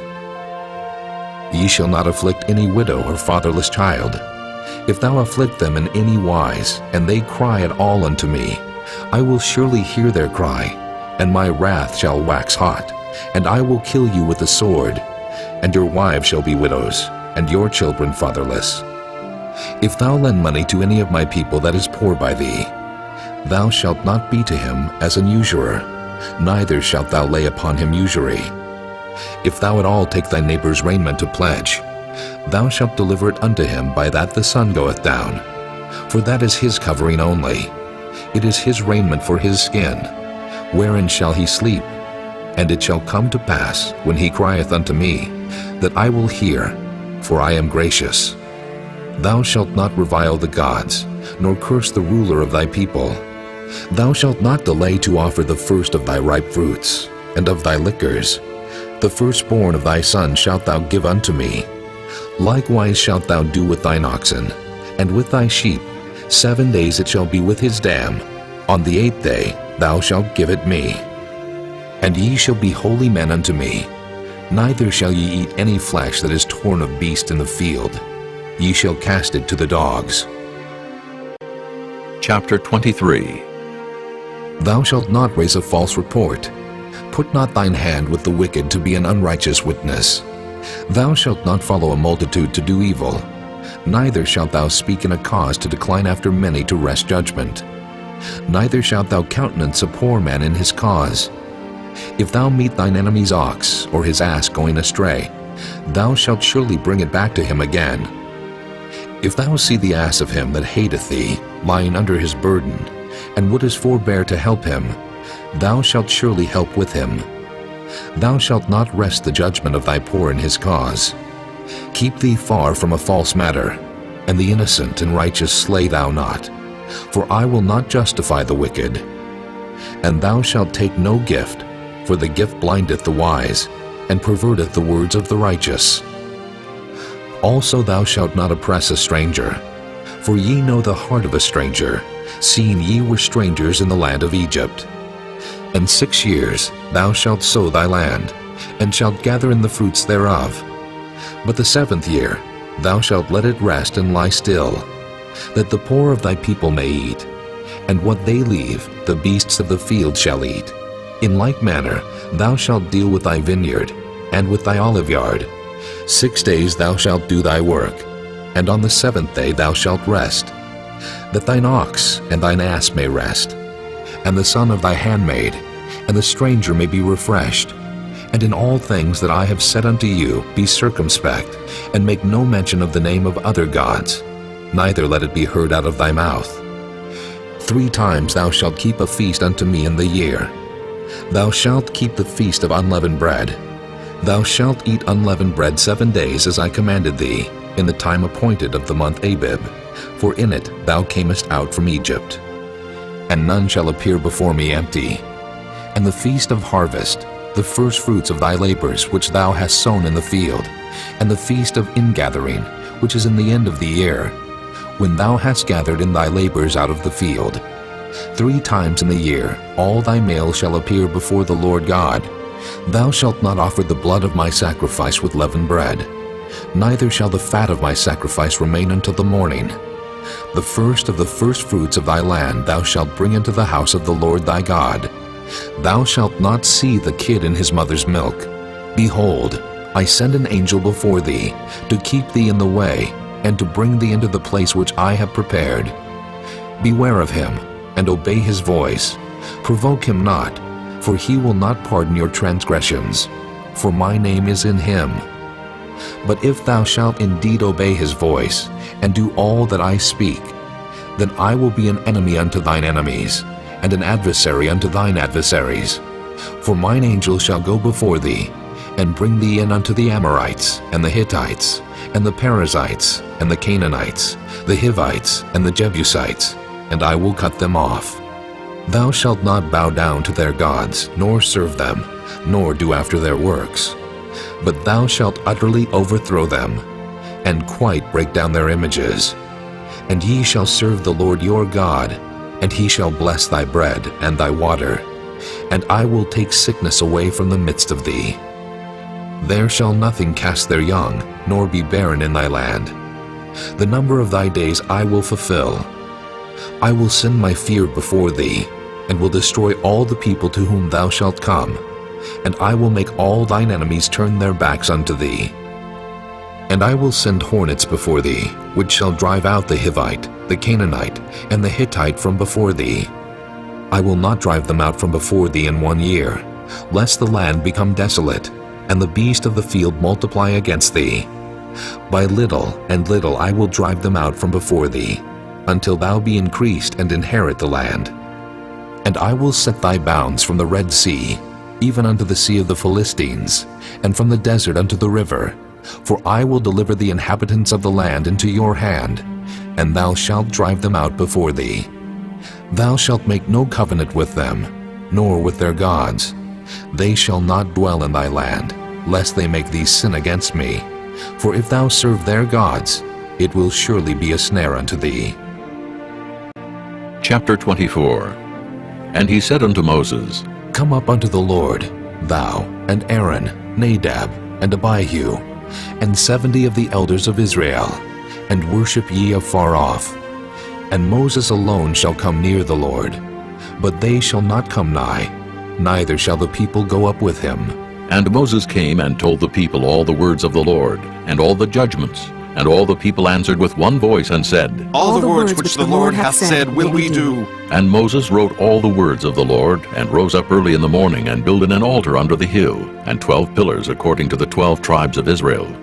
And he sent young men of the children of Israel, which offered burnt offerings, and sacrificed peace offerings of oxen unto the Lord. And Moses took half of the blood, and put it in basins, and half of the blood he sprinkled on the altar. And he took the book of the covenant, and read it in the audience of the people, and they said, All that the Lord hath said will we do, and be obedient. And Moses took the blood, and sprinkled it on the people, and said, Behold, the blood of the covenant, which the Lord hath made with you concerning all these words. Then went up Moses and Aaron, Nadab and Abihu, and 70 of the elders of Israel, and they saw the God of Israel. And there was under his feet as it were a paved work of a sapphire stone, and as it were the body of heaven in his clearness. And upon the nobles of the children of Israel he laid not his hand. Also they saw God, and did eat and drink. And the Lord said unto Moses, Come up to me into the mount, and be there, and I will give thee tables of stone, and a law and commandments which I have written, that thou mayest teach them. And Moses rose up, and his minister Joshua. And Moses went up into the mount of God, and he said unto the elders, Tarry ye here for us, until we come again unto you. And behold, Aaron and Hur are with you. If any man have any matters to do, let him come unto them. And Moses went up into the mount, and a cloud covered the mount. And the glory of the Lord abode upon Mount Sinai, and the cloud covered it 6 days. And the 7th day he called unto Moses out of the midst of the cloud. And the sight of the glory of the Lord was like devouring fire on the top of the mount in the eyes of the children of Israel. And Moses went into the midst of the cloud, and gat him up into the mount. And Moses was in the mount 40 days and 40 nights. Chapter 25. And the Lord spake unto Moses, saying, Speak unto the children of Israel, that they bring me an offering. Of every man that giveth it willingly, with his heart ye shall take my offering. And this is the offering which ye shall take of them: gold, and silver, and brass, and blue, and purple, and scarlet, and fine linen, and goat's hair, and ram skins dyed red, and badger skins, and shittim wood, oil for the light, spices for anointing oil, and for sweet incense, onyx stones, and stones to be set in the ephod, and in the breastplate. And let them make me a sanctuary, that I may dwell among them, according to all that I show thee, after the pattern of the tabernacle, and the pattern of all the instruments thereof. Even so shall ye make it. And they shall make an ark of shittim wood. 2 cubits and a half shall be the length thereof, and 1 cubit and a half the breadth thereof, and 1 cubit and a half the height thereof. And thou shalt overlay it with pure gold. Within and without shalt thou overlay it, and shalt make upon it a crown of gold round about. And thou shalt cast 4 rings of gold for it, and put them in the 4 corners thereof. And 2 rings shall be in the one side of it, and 2 rings in the other side of it. And thou shalt make staves of shittim wood, and overlay them with gold. And thou shalt put the staves into the rings by the sides of the ark, that the ark may be borne with them. The stave shall be in the rings of the ark. They shall not be taken from it. And thou shalt put into the ark the testimony which I shall give thee. And thou shalt make a mercy seat of pure gold.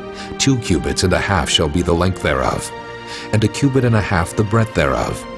And thou shalt make 2 cherubims of gold. Of beaten work shalt thou make them in the 2 ends of the mercy seat. And make 1 cherub on the one end, and the other cherub on the other end. Even of the mercy seat shall ye make the cherubims on the 2 ends thereof.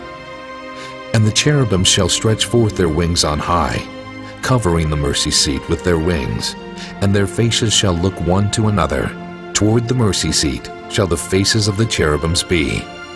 And thou shalt put the mercy seat above upon the ark, and in the ark thou shalt put the testimony that I shall give thee. And there I will meet with thee, and I will commune with thee from above the mercy seat, from between the 2 cherubims which are upon the ark of the testimony, of all things which I will give thee in commandment unto the children of Israel. Thou shalt also make a table of shittim wood. 2 cubits shall be the length thereof, and 1 cubit the breadth thereof, and 1 cubit and a half the height thereof. And thou shalt overlay it with pure gold, and make thereto a crown of gold round about. And thou shalt make unto it a border of an handbreadth round about, and thou shalt make a golden crown to the border thereof round about. And thou shalt make for it 4 rings of gold, and put the rings in the 4 corners that are on the 4 feet thereof. Over against the border shall the rings be for places of the staves to bear the table. And thou shalt make the staves of shittim wood, and overlay them with gold, that the table may be borne with them. And thou shalt make the dishes thereof, and spoons thereof, and covers thereof, and bowls thereof, to cover withal, of pure gold shalt thou make them. And thou shalt set upon the table showbread before me alway. And thou shalt make a candlestick of pure gold, of beaten work shall the candlestick be made. His shaft, and his branches, his bowls, his knops, and his flowers shall be of the same. And 6 branches shall come out of the sides of it, 3 branches of the candlestick out of the one side, and 3 branches of the candlestick out of the other side. 3 bowls made like unto almonds, with a knop and a flower in one branch, and 3 bowls made like almonds in the other branch, with a knop and a flower. So in the 6 branches that come out of the candlestick, and in the candlestick shall be 4 bowls made like unto almonds, with their knops and their flowers. And there shall be a knop under 2 branches of the same, and a knop under 2 branches of the same, and a knop under 2 branches of the same, according to the 6 branches that proceed out of the candlestick. Their knops and their branches shall be of the same. All it shall be one beaten work of pure gold. And thou shalt make the 7 lamps thereof, and they shall light the lamps thereof, that they may give light over against it. And the tongs thereof, and the snuff dishes thereof, shall be of pure gold. Of a talent of pure gold shall he make it, with all these vessels. And look that thou make them after their pattern, which was showed thee in the mount. Chapter 26. Moreover, thou shalt make the tabernacle with 10 curtains of fine twined linen, and blue, and purple, and scarlet. With cherubims of cunning work shalt thou make them. The length of one curtain shall be 28 cubits, and the breadth of one curtain 4 cubits. And every one of the curtains shall have one measure. The 5 curtains shall be coupled together, one to another, and other 5 curtains shall be coupled one to another. And thou shalt make loops of blue upon the edge of the one curtain from the selvage in the coupling. And likewise shalt thou make in the uttermost edge of another curtain, in the coupling of the second. 50 loops shalt thou make in the one curtain, and 50 loops shalt thou make in the edge of the curtain that is in the coupling of the second, that the loops may take hold one of another.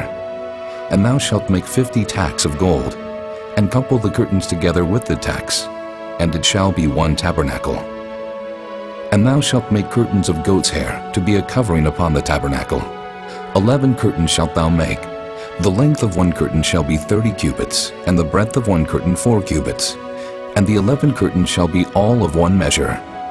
And thou shalt couple 5 curtains by themselves, and 6 curtains by themselves, and shalt double the 6th curtain in the forefront of the tabernacle. And thou shalt make 50 loops on the edge of the one curtain that is outmost in the coupling, and 50 loops in the edge of the curtain which coupleth the second. And thou shalt make 50 tacks of brass, and put the tacks into the loops, and couple the tent together, that it may be one. And the remnant that remaineth of the curtains of the tent, the half curtain that remaineth, shall hang over the backside of the tabernacle, and a cubit on the one side, and a cubit on the other side of that which remaineth in the length of the curtains of the tent. It shall hang over the sides of the tabernacle, on this side and on that side to cover it. And thou shalt make a covering for the tent of ram skins dyed red, and a covering above of badger skins. And thou shalt make boards for the tabernacle of shittim wood standing up. 10 cubits shall be the length of a board, and a cubit and a half shall be the breadth of one board. 2 tenons shall there be in one board, set in order one against another. Thus shalt thou make for all the boards of the tabernacle. And thou shalt make the boards for the tabernacle 20 boards on the south side southward. And thou shalt make 40 sockets of silver under the 20 boards, 2 sockets under one board for his 2 tenons, and 2 sockets under another board for his 2 tenons. And for the second side of the tabernacle on the north side there shall be 20 boards. And there 40 sockets of silver, 2 sockets under one board, and 2 sockets under another board. And for the sides of the tabernacle westward, thou shalt make 6 boards. And 2 boards shalt thou make for the corners of the tabernacle in the 2 sides. And they shall be coupled together beneath, and they shall be coupled together above the head of it unto 1 ring. Thus shall it be for them both. They shall be for the 2 corners. And they shall be 8 boards, and their sockets of silver 16 sockets, 2 sockets under 1 board, and 2 sockets under another board. And thou shalt make bars of shittim wood, 5 for the boards of the one side of the tabernacle, and 5 bars for the boards of the other side of the tabernacle, and 5 bars for the boards of the side of the tabernacle, for the 2 sides westward. And the middle bar in the midst of the board shall reach from end to end. And thou shalt overlay the boards with gold, and make their rings of gold for places for the bars. And thou shalt overlay the bars with gold. And thou shalt rear up the tabernacle according to the fashion thereof, which was showed thee in the mount. And thou shalt make a veil of blue, and purple, and scarlet, and fine twined linen of cunning work. With cherubims shall it be made. And thou shalt hang it upon 4 pillars of shittim wood overlaid with gold. Their hooks shall be of gold upon the 4 sockets of silver. And thou shalt hang up the veil under the tacks, that thou mayest bring in thither within the veil the ark of the testimony. And the veil shall divide unto you between the holy place and the most holy. And thou shalt put the mercy seat upon the ark of the testimony in the most holy place. And thou shalt set the table without the veil, and the candlestick over against the table on the side of the tabernacle toward the south. And thou shalt put the table on the north side. And thou shalt make an hanging for the door of the tent, of blue and purple and scarlet, and fine twined linen, wrought with needlework. And thou shalt make for the hanging 5 pillars of shittim wood, and overlay them with gold, and their hooks shall be of gold. And thou shalt cast 5 sockets of brass for them. Chapter 27. And thou shalt make an altar of shittim wood, 5 cubits long, and 5 cubits broad. The altar shall be 4 square, and the height thereof shall be 3 cubits. And thou shalt make the horns of it upon the 4 corners thereof. His horn shall be of the same. And thou shalt overlay it with brass. And thou shalt make his pans to receive his ashes, and his shovels, and his basins, and his flesh hooks, and his fire pans. All the vessels thereof thou shalt make of brass. And thou shalt make for it a grate of network of brass. And upon the net shalt thou make 4 brassen rings in the 4 corners thereof. And thou shalt put it under the compass of the altar beneath, that the net may be even to the midst of the altar. And thou shalt make staves for the altar, staves of shittim wood, and overlay them with brass. And the staves shall be put into the rings, and the staves shall be upon the 2 sides of the altar to bear it. Hollow with boards shalt thou make it. As it was showed thee in the mount, so shall they make it. And thou shalt make the court of the tabernacle. For the south side southward there shall be hangings for the court of fine twined linen, of 100 cubits long for one side. And the 20 pillars thereof, and their 20 sockets shall be of brass. The hooks of the pillars, and their fillets shall be of silver. And likewise for the north side in length there shall be hangings of 100 cubits long, and his 20 pillars, and their 20 sockets of brass. The hooks of the pillars, and their fillets of silver. And for the breadth of the court on the west side shall be hangings of 50 cubits, their pillars 10, and their sockets 10. And the breadth of the court on the east side eastward shall be 50 cubits. The hangings of one side of the gate shall be 15 cubits, their pillars 3, and their sockets 3. And on the other side shall be hangings 15 cubits, their pillars 3, and their sockets 3. And for the gate of the court shall be an hanging of 20 cubits, of blue and purple and scarlet, and fine twined linen, wrought with needlework.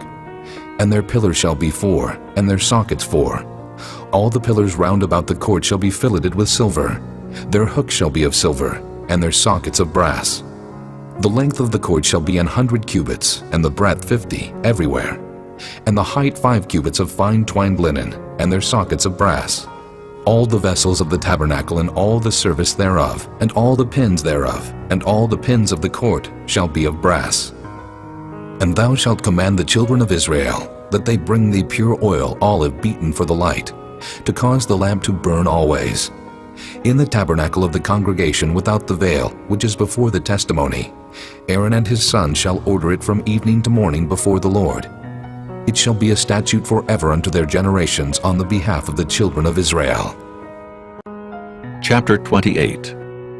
And take thou unto thee Aaron thy brother, and his sons with him from among the children of Israel, that he may minister unto me in the priest's office, even Aaron, Nadab, and Abihu, Eleazar, and Ithamar, Aaron's sons. And thou shalt make holy garments for Aaron thy brother, for glory and for beauty. And thou shalt speak unto all that are wise-hearted, whom I have filled with the spirit of wisdom, that they may make Aaron's garments to consecrate him, that he may minister unto me in the priest's office. And these are the garments which they shall make: a breastplate, and an ephod, and a robe, and a broidered coat, a mitre, and a girdle. And they shall make holy garments for Aaron thy brother and his sons, that he may minister unto me in the priest's office. And they shall take gold, and blue, and purple, and scarlet, and fine linen. And they shall make the ephod of gold, of blue, and of purple, of scarlet, and fine twined linen with cunning work. It shall have the two shoulder pieces thereof joined at the two edges thereof, and so it shall be joined together. And the curious girdle of the ephod which is upon it shall be of the same according to the work thereof, even of gold, of blue, and purple, and scarlet, and fine twined linen. And thou shalt take 2 onyx stones, and grave on them the names of the children of Israel, 6 of their names on one stone, and the other 6 names of the rest on the other stone according to their birth. With the work of an engraver in stone, like the engravings of a signet, shalt thou engrave the 2 stones with the names of the children of Israel.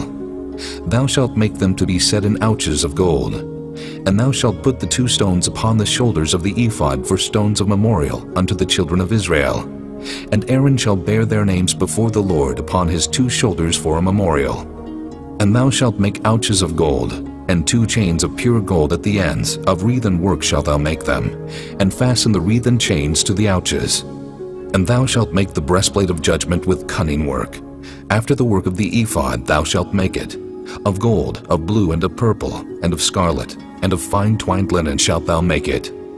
4 square it shall be beam doubled. A span shall be the length thereof, and a span shall be the breadth thereof. And thou shalt set in it settings of stones, even 4 rows of stones. The first row shall be a sardius, a topaz, and a carbuncle. This shall be the first row. And the second row shall be an emerald, a sapphire, and a diamond. And the third row, a ligure, an agate, and an amethyst. And the fourth row, a beryl, and an onyx, and a jasper. They shall be set in gold in their enclosings. And the stones shall be with the names of the children of Israel, 12 according to their names, like the engravings of a signet. Every one with his name shall they be according to the 12 tribes. And thou shalt make upon the breastplate chains at the ends of wreathen work of pure gold. And thou shalt make upon the breastplate 2 rings of gold, and shalt put the 2 rings on the 2 ends of the breastplate. And thou shalt put the 2 wreathen chains of gold in the 2 rings which are on the ends of the breastplate. And the other 2 ends of the 2 wreathen chains thou shalt fasten in the 2 ouches, and put them on the shoulder pieces of the ephod before it. And thou shalt make 2 rings of gold, and thou shalt put them upon the 2 ends of the breastplate in the border thereof, which is in the side of the ephod inward. And 2 other rings of gold thou shalt make, and shalt put them on the 2 sides of the ephod underneath, toward the forepart thereof, over against the other coupling thereof, above the curious girdle of the ephod. And they shall bind the breastplate by the rings thereof unto the rings of the ephod with a lace of blue, that it may be above the curious girdle of the ephod, and that the breastplate be not loosed from the ephod. And Aaron shall bear the names of the children of Israel in the breastplate of judgment upon his heart, when he goeth in unto the holy place, for a memorial before the Lord continually. And thou shalt put in the breastplate of judgment the Urim and the Thummim, and they shall be upon Aaron's heart when he goeth in before the Lord. And Aaron shall bear the judgment of the children of Israel upon his heart before the Lord continually. And thou shalt make the robe of the ephod all of blue, and there shall be an hole in the top of it, in the midst thereof. It shall have a binding of woven work round about the whole of it, as it were the hole of an habergeon, that it be not rent. And beneath, upon the hem of it, thou shalt make pomegranates of blue, and of purple, and of scarlet, round about the hem thereof, and bells of gold between them round about. A golden bell and a pomegranate, a golden bell and a pomegranate, upon the hem of the robe round about. And it shall be upon Aaron to minister, and his sound shall be heard when he goeth in unto the holy place before the Lord, and when he cometh out, that he die not. And thou shalt make a plate of pure gold, and grave upon it, like the engravings of a signet, Holiness to the Lord. And thou shalt put it on a blue lace, that it may be upon the mitre. Upon the forefront of the mitre it shall be. And it shall be upon Aaron's forehead, that Aaron may bear the iniquity of the holy things, which the children of Israel shall hallow in all their holy gifts. And it shall be always upon his forehead, that they may be accepted before the Lord. And thou shalt embroider the coat of fine linen, and thou shalt make the mitre of fine linen, and thou shalt make the girdle of needlework. And for Aaron's sons thou shalt make coats, and thou shalt make for them girdles, and bonnets shalt thou make for them, for glory and for beauty. And thou shalt put them upon Aaron thy brother, and his sons with him, and shalt anoint them, and consecrate them, and sanctify them, that they may minister unto me in the priest's office. And thou shalt make them linen breeches to cover their nakedness. From the loins even unto the thighs they shall reach. And they shall be upon Aaron and upon his sons, when they come in unto the tabernacle of the congregation, or when they come near unto the altar to minister in the holy place, that they bear not iniquity, and die. It shall be a statute forever unto him and his seed after him. Chapter 29. And this is the thing that thou shalt do unto them, to hallow them, to minister unto me in the priest's office. Take 1 young bullock, and 2 rams without blemish, and unleavened bread, and cakes unleavened tempered with oil, and wafers unleavened anointed with oil. Of wheaten flour shalt thou make them. And thou shalt put them into 1 basket, and bring them in the basket with the bullock and the 2 rams. And Aaron and his sons thou shalt bring unto the door of the tabernacle of the congregation, and shalt wash them with water. And thou shalt take the garments, and put upon Aaron the coat, and the robe of the ephod, and the ephod, and the breastplate, and gird him with the curious girdle of the ephod. And thou shalt put the mitre upon his head, and put the holy crown upon the mitre. Then shalt thou take the anointing oil, and pour it upon his head, and anoint him. And thou shalt bring his sons, and put coats upon them, and thou shalt gird them with girdles, Aaron and his sons, and put the bonnets on them, and the priest's office shall be theirs for a perpetual statute. And thou shalt consecrate Aaron and his sons. And thou shalt cause a bullock to be brought before the tabernacle of the congregation. And Aaron and his sons shall put their hands upon the head of the bullock. And thou shalt kill the bullock before the Lord, by the door of the tabernacle of the congregation. And thou shalt take of the blood of the bullock, and put it upon the horns of the altar with thy finger, and pour all the blood beside the bottom of the altar. And thou shalt take all the fat that covereth the inwards, and the caul that is above the liver, and the 2 kidneys, and the fat that is upon them, and burn them upon the altar. But the flesh of the bullock, and his skin, and his dung, shalt thou burn with fire without the camp. It is a sin offering. Thou shalt also take 1 ram, and Aaron and his sons shall put their hands upon the head of the ram. And thou shalt slay the ram. And thou shalt take his blood, and sprinkle it round about upon the altar. And thou shalt cut the ram in pieces, and wash the inwards of him, and his legs, and put them unto his pieces, and unto his head. And thou shalt burn the whole ram upon the altar. It is a burnt offering unto the Lord. It is a sweet savor, an offering made by fire unto the Lord. And thou shalt take the other ram, and Aaron and his sons shall put their hands upon the head of the ram. Then shalt thou kill the ram, and take of his blood, and put it upon the tip of the right ear of Aaron, and upon the tip of the right ear of his sons, and upon the thumb of their right hand, and upon the great toe of their right foot, and sprinkle the blood upon the altar round about. And thou shalt take of the blood that is upon the altar, and of the anointing oil, and sprinkle it upon Aaron, and upon his garments, and upon his sons, and upon the garments of his sons with him. And he shall be hallowed, and his garments and his sons' garments with him. Also thou shalt take of the ram the fat and the rump, and the fat that covereth the inwards, and the caul above the liver, and the 2 kidneys, and the fat that is upon them, and the right shoulder, for it is a ram of consecration. And 1 loaf of bread, and 1 cake of oiled bread, and 1 wafer out of the basket of the unleavened bread that is before the Lord. And thou shalt put all in the hands of Aaron, and in the hands of his sons, and shalt wave them for a wave offering before the Lord. And thou shalt receive them of their hands, and burn them upon the altar for a burnt offering, for a sweet savor before the Lord. It is an offering made by fire unto the Lord. And thou shalt take the breast of the ram of Aaron's consecration, and wave it for a wave offering before the Lord, and it shall be thy part. And thou shalt sanctify the breast of the wave offering, and the shoulder of the heave offering, which is waved, and which is heaved up, of the ram of the consecration, even of that which is for Aaron, and of that which is for his sons. And it shall be Aaron's and his sons by a statute forever from the children of Israel. For it is an heave offering, and it shall be an heave offering from the children of Israel of the sacrifice of their peace offerings, even their heave offering unto the Lord. And the holy garments of Aaron shall be his sons after him, to be anointed therein, and to be consecrated in them. And that son that is priest in his stead shall put them on 7 days, when he cometh into the tabernacle of the congregation to minister in the holy place. And thou shalt take the ram of the consecration, and seethe his flesh in the holy place. And Aaron and his sons shall eat the flesh of the ram, and the bread that is in the basket by the door of the tabernacle of the congregation. And they shall eat those things wherewith the atonement was made, to consecrate and to sanctify them. But a stranger shall not eat thereof, because they are holy. And if aught of the flesh of the consecrations, or of the bread remain unto the morning, then thou shalt burn the remainder with fire.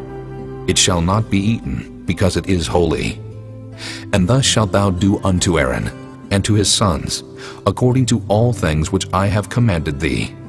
7 days shalt thou consecrate them, and thou shalt offer every day a bullock for a sin offering for atonement. And thou shalt cleanse the altar, when thou hast made an atonement for it, and thou shalt anoint it to sanctify it. 7 days thou shalt make an atonement for the altar, and sanctify it, and it shall be an altar most holy. Whatsoever toucheth the altar shall be holy. Now this is that which thou shalt offer upon the altar: 2 lambs of the first year, day by day continually. The 1 lamb thou shalt offer in the morning, and the other lamb thou shalt offer at even. And with the 1 lamb 1/10 deal of flour mingled with the 4th part of an hin of beaten oil, and the 4th part of an hin of wine for a drink offering. And the other lamb thou shalt offer at even, and shalt do thereto according to the meat offering of the morning, and according to the drink offering thereof, for a sweet savor, an offering made by fire unto the Lord. This shall be a continual burnt offering throughout your generations at the door of the tabernacle of the congregation before the Lord, where I will meet you, to speak there unto thee.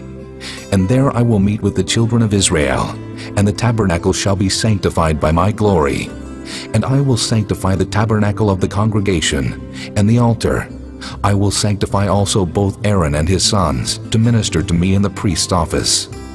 And I will dwell among the children of Israel, and will be their God. And they shall know that I am the Lord their God, that brought them forth out of the land of Egypt, that I may dwell among them. I am the Lord their God. Chapter 30. And thou shalt make an altar to burn incense upon. Of shittim wood shalt thou make it.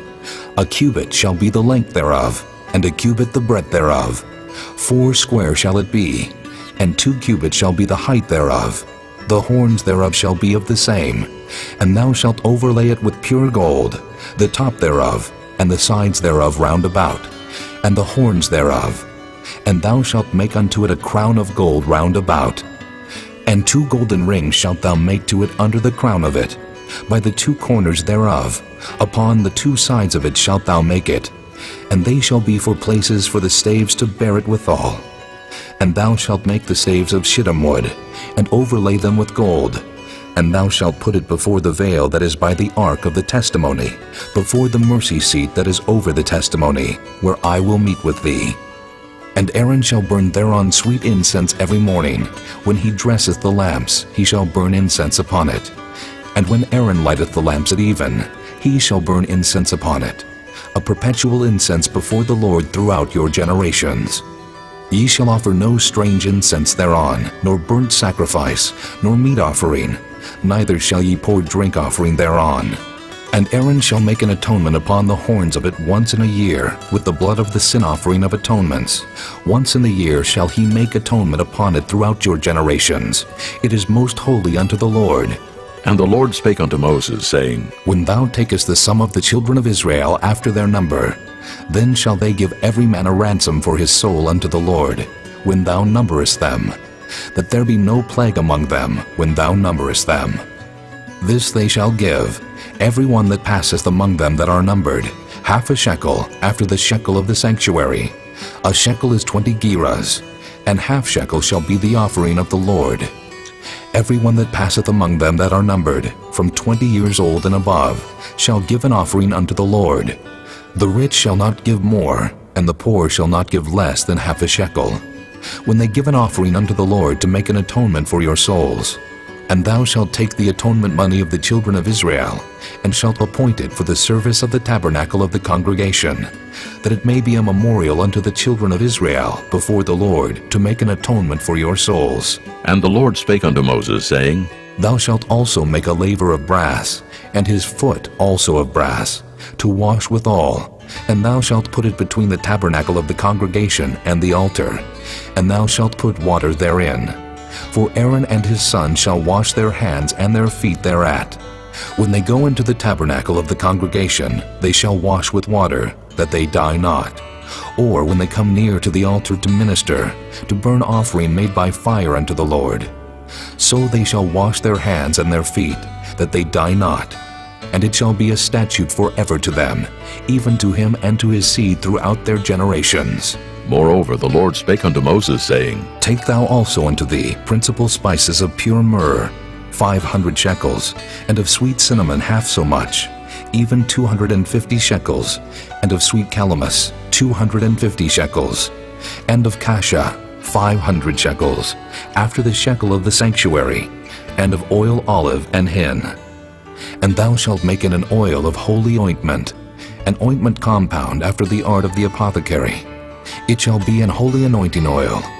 And thou shalt anoint the tabernacle of the congregation therewith, and the ark of the testimony, and the table, and all his vessels, and the candlestick, and his vessels, and the altar of incense, and the altar of burnt offering with all his vessels, and the laver, and his foot. And thou shalt sanctify them, that they may be most holy. Whatsoever toucheth them shall be holy. And thou shalt anoint Aaron and his sons, and consecrate them, that they may minister unto me in the priest's office. And thou shalt speak unto the children of Israel, saying, This shall be an holy anointing oil unto me throughout your generations. Upon man's flesh shall it not be poured, neither shall ye make any other like it after the composition of it. It is holy, and it shall be holy unto you. Whosoever compoundeth any like it, or whosoever putteth any of it upon a stranger, shall even be cut off from his people. And the Lord said unto Moses, Take unto thee sweet spices, stacte, and onycha, and galbanum. These sweet spices with pure frankincense, of each shall there be a like weight. And thou shalt make it a perfume, a confection after the art of the apothecary, tempered together, pure and holy. And thou shalt beat some of it very small, and put of it before the testimony in the tabernacle of the congregation, where I will meet with thee. It shall be unto you most holy. And as for the perfume which thou shalt make, ye shall not make to yourselves according to the composition thereof. It shall be unto thee holy for the Lord. Whosoever shall make like unto that, to smell thereto, shall even be cut off from his people. Chapter 31. And the Lord spake unto Moses, saying, See, I have called by name Bezaleel, the son of Uri, the son of Hur of the tribe of Judah, and I have filled him with the Spirit of God, in wisdom, and in understanding, and in knowledge, and in all manner of workmanship, to devise cunning works, to work in gold, and in silver, and in brass, and in cutting of stones to set them, and in carving of timber, to work in all manner of workmanship. And I, behold, I have given with him Aholiab, the son of Ahisamach, of the tribe of Dan. And in the hearts of all that are wise-hearted I have put wisdom, that they may make all that I have commanded thee. The tabernacle of the congregation, and the ark of the testimony, and the mercy seat that is thereupon, and all the furniture of the tabernacle, and the table, and his furniture, and the pure candlestick with all his furniture, and the altar of incense, and the altar of burnt offering with all his furniture, and the laver and his foot, and the cloths of service, and the holy garments for Aaron the priest, and the garments of his sons to minister in the priest's office, and the anointing oil, and sweet incense for the holy place, according to all that I have commanded thee, shall they do. And the Lord spake unto Moses, saying, Speak thou also unto the children of Israel, saying, Verily, my Sabbaths ye shall keep, for it is a sign between me and you throughout your generations, that ye may know that I am the Lord that doth sanctify you. Ye shall keep the Sabbath therefore, for it is holy unto you. Every one that defileth it shall surely be put to death. For whosoever doeth any work therein, that soul shall be cut off from among his people. 6 days may work be done, but in the seventh is the Sabbath of rest, holy to the Lord. Whosoever doeth any work in the Sabbath day, he shall surely be put to death. Wherefore the children of Israel shall keep the Sabbath, to observe the Sabbath throughout their generations for a perpetual covenant. It is a sign between me and the children of Israel forever. For in 6 days the Lord made heaven and earth, and on the seventh day he rested and was refreshed. And he gave unto Moses, when he had made an end of communing with him upon Mount Sinai, 2 tables of testimony, tables of stone, written with the finger of God. Chapter 32. And when the people saw that Moses delayed to come down out of the mount, the people gathered themselves together unto Aaron, and said unto him, Up, make us gods, which shall go before us. For as for this Moses, the man that brought us up out of the land of Egypt, we wot not what has become of him. And Aaron said unto them, Break off the golden earrings, which are in the ears of your wives, of your sons, and of your daughters, and bring them unto me. And all the people brake off the golden earrings which were in their ears, and brought them unto Aaron.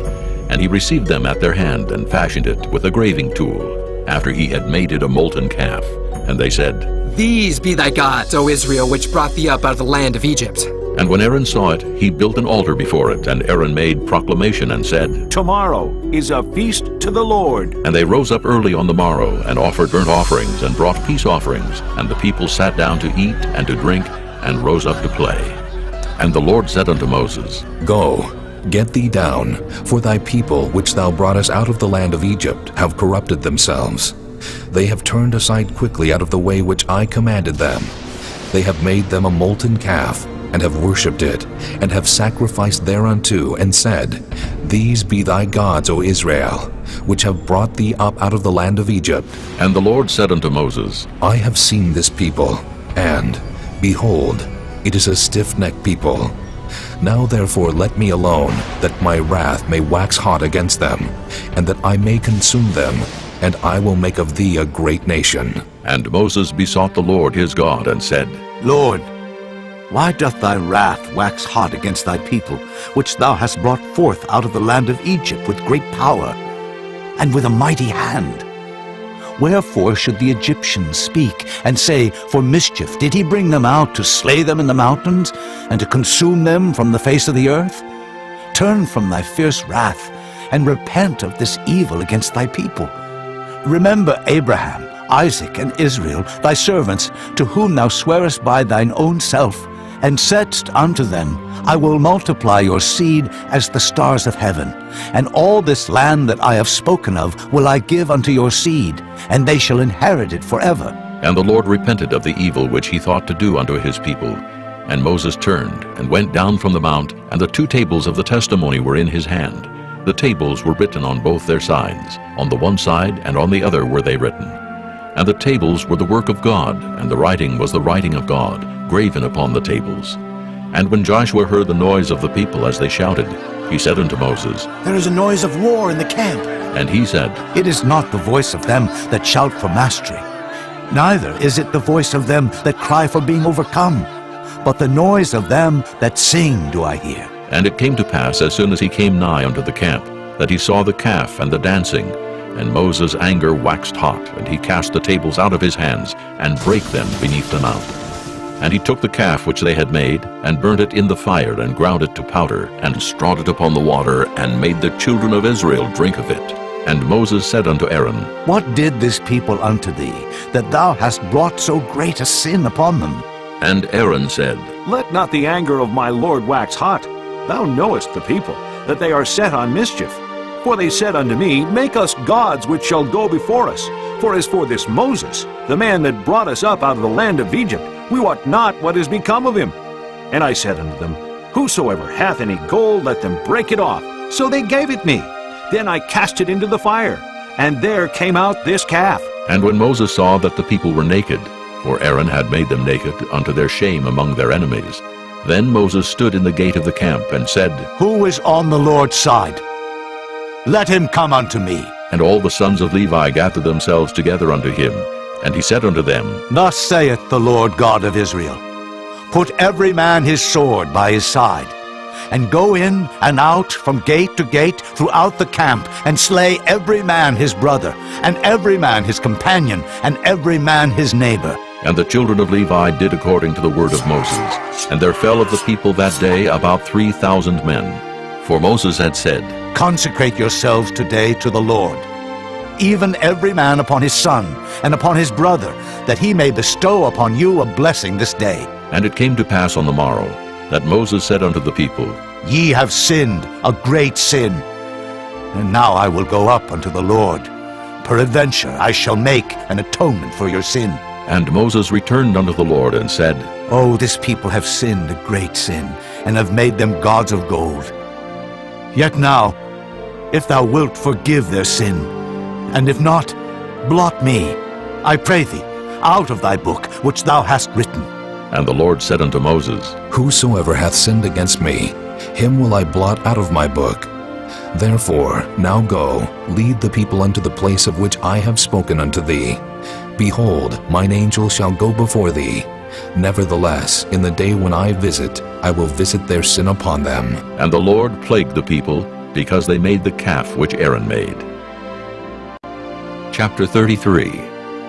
And the Lord said unto Moses, Depart, and go up hence, thou and the people which thou hast brought up out of the land of Egypt, unto the land which I swear unto Abraham, to Isaac, and to Jacob, saying, Unto thy seed will I give it. And I will send an angel before thee, and I will drive out the Canaanite, the Amorite, and the Hittite, and the Perizzite, the Hivite, and the Jebusite, unto a land flowing with milk and honey. For I will not go up in the midst of thee, for thou art a stiff-necked people, lest I consume thee in the way. And when the people heard these evil tidings, they mourned, and no man did put on him his ornaments, for the Lord had said unto Moses, Say unto the children of Israel, Ye are a stiff-necked people. I will come up into the midst of thee in a moment, and consume thee. Therefore now put off thy ornaments from thee, that I may know what to do unto thee. And the children of Israel stripped themselves of their ornaments by the Mount Horeb. And Moses took the tabernacle, and pitched it without the camp, afar off from the camp, and called it the tabernacle of the congregation. And it came to pass that every one which sought the Lord went out unto the tabernacle of the congregation, which was without the camp. And it came to pass, when Moses went out unto the tabernacle, that all the people rose up, and stood every man at his tent door, and looked after Moses until he was gone into the tabernacle. And it came to pass, as Moses entered into the tabernacle, the cloudy pillar descended, and stood at the door of the tabernacle, and the Lord talked with Moses. And all the people saw the cloudy pillar stand at the tabernacle door, and all the people rose up and worshipped, every man in his tent door. And the Lord spake unto Moses face to face, as a man speaketh unto his friend. And he turned again into the camp. But his servant Joshua the son of Nun, a young man, departed not out of the tabernacle. And Moses said unto the Lord, See, thou sayest unto me, Bring up this people. And thou hast not let me know whom thou wilt send with me. Yet thou hast said, I know thee by name, and thou hast also found grace in my sight. Now, therefore, I pray thee, if I have found grace in thy sight, show me now thy way, that I may know thee, that I may find grace in thy sight, and consider that this nation is thy people. And he said, My presence shall go with thee, and I will give thee rest. And he said unto him, If thy presence go not with me, carry us not up hence. For wherein shall it be known here that I and thy people have found grace in thy sight? Is it not in that thou goest with us? So shall we be separated, I and thy people, from all the people that are upon the face of the earth. And the Lord said unto Moses, I will do this thing also that thou hast spoken, for thou hast found grace in my sight, and I know thee by name. And he said, I beseech thee, show me thy glory. And he said, I will make all my goodness pass before thee, and I will proclaim the name of the Lord before thee, and will be gracious to whom I will be gracious, and will show mercy on whom I will show mercy. And he said, Thou canst not see my face, for there shall no man see me and live. And the Lord said, Behold, there is a place by me, and thou shalt stand upon a rock. And it shall come to pass, while my glory passeth by, that I will put thee in a cleft of the rock, and will cover thee with my hand while I pass by. And I will take away mine hand, and thou shalt see my back parts, but my face shall not be seen. This concludes disc number 5. Chapter 34. And the Lord said unto Moses, Hew thee 2 tables of stone like unto the first, and I will write upon these tables the words that were in the first tables which thou breakest. And be ready in the morning, and come up in the morning unto Mount Sinai, and present thyself there to me in the top of the mount. And no man shall come up with thee, neither let any man be seen throughout all the mount, neither let the flocks nor herds feed before that mount. And he hewed 2 tables of stone like unto the first. And Moses rose up early in the morning, and went up unto Mount Sinai, as the Lord had commanded him, and took in his hand the 2 tables of stone. And the Lord descended in the cloud, and stood with him there, and proclaimed the name of the Lord. And the Lord passed by before him, and proclaimed, The Lord God, merciful and gracious, long-suffering and abundant in goodness and truth, keeping mercy for thousands, forgiving iniquity and transgression and sin, and that will by no means clear the guilty, visiting the iniquity of the fathers upon the children, and upon the children's children, unto the 3rd and to the 4th generation. And Moses made haste, and bowed his head toward the earth, and worshipped. And he said, If now I have found grace in thy sight, O Lord, let my Lord, I pray thee, go among us, for it is a stiff-necked people. And pardon our iniquity and our sin, and take us for thine inheritance. And he said, Behold, I make a covenant. Before all thy people I will do marvels, such as have not been done in all the earth, nor in any nation. And all the people among which thou art shall see the work of the Lord, for it is a terrible thing that I will do with thee. Observe thou that which I command thee this day. Behold, I drive out before thee the Amorite, and the Canaanite, and the Hittite, and the Perizzite, and the Hivite, and the Jebusite. Take heed to thyself, lest thou make a covenant with the inhabitants of the land whither thou goest, lest it be for a snare in the midst of thee. But ye shall destroy their altars, break their images, and cut down their groves. For thou shalt worship no other God, for the Lord, whose name is jealous, is a jealous God, lest thou make a covenant with the inhabitants of the land, and they go a-whoring after their gods, and do sacrifice unto their gods, and one call thee, and thou eat of his sacrifice. And thou take of their daughters unto thy sons, and their daughters go a-whoring after their gods, and make thy sons go a-whoring after their gods. Thou shalt make thee no molten gods. The feast of unleavened bread shalt thou keep. 7 days thou shalt eat unleavened bread, as I commanded thee in the time of the month Abib. For in the month Abib thou camest out from Egypt. All that openeth the matrix is mine, and every firstling among thy cattle, whether ox or sheep that is male. But the firstling of an ass thou shalt redeem with a lamb, and if thou redeem him not, then shalt thou break his neck. All the firstborn of thy sons thou shalt redeem, and none shall appear before me empty. 6 days thou shalt work, but on the 7th day thou shalt rest. In earing time and in harvest thou shalt rest. And thou shalt observe the feast of weeks, of the firstfruits of wheat harvest, and the feast of ingathering at the year's end. Thrice in the year shall all your men children appear before the Lord God, the God of Israel. For I will cast out the nations before thee, and enlarge thy borders. Neither shall any man desire thy land when thou shalt go up to appear before the Lord thy God thrice in the year.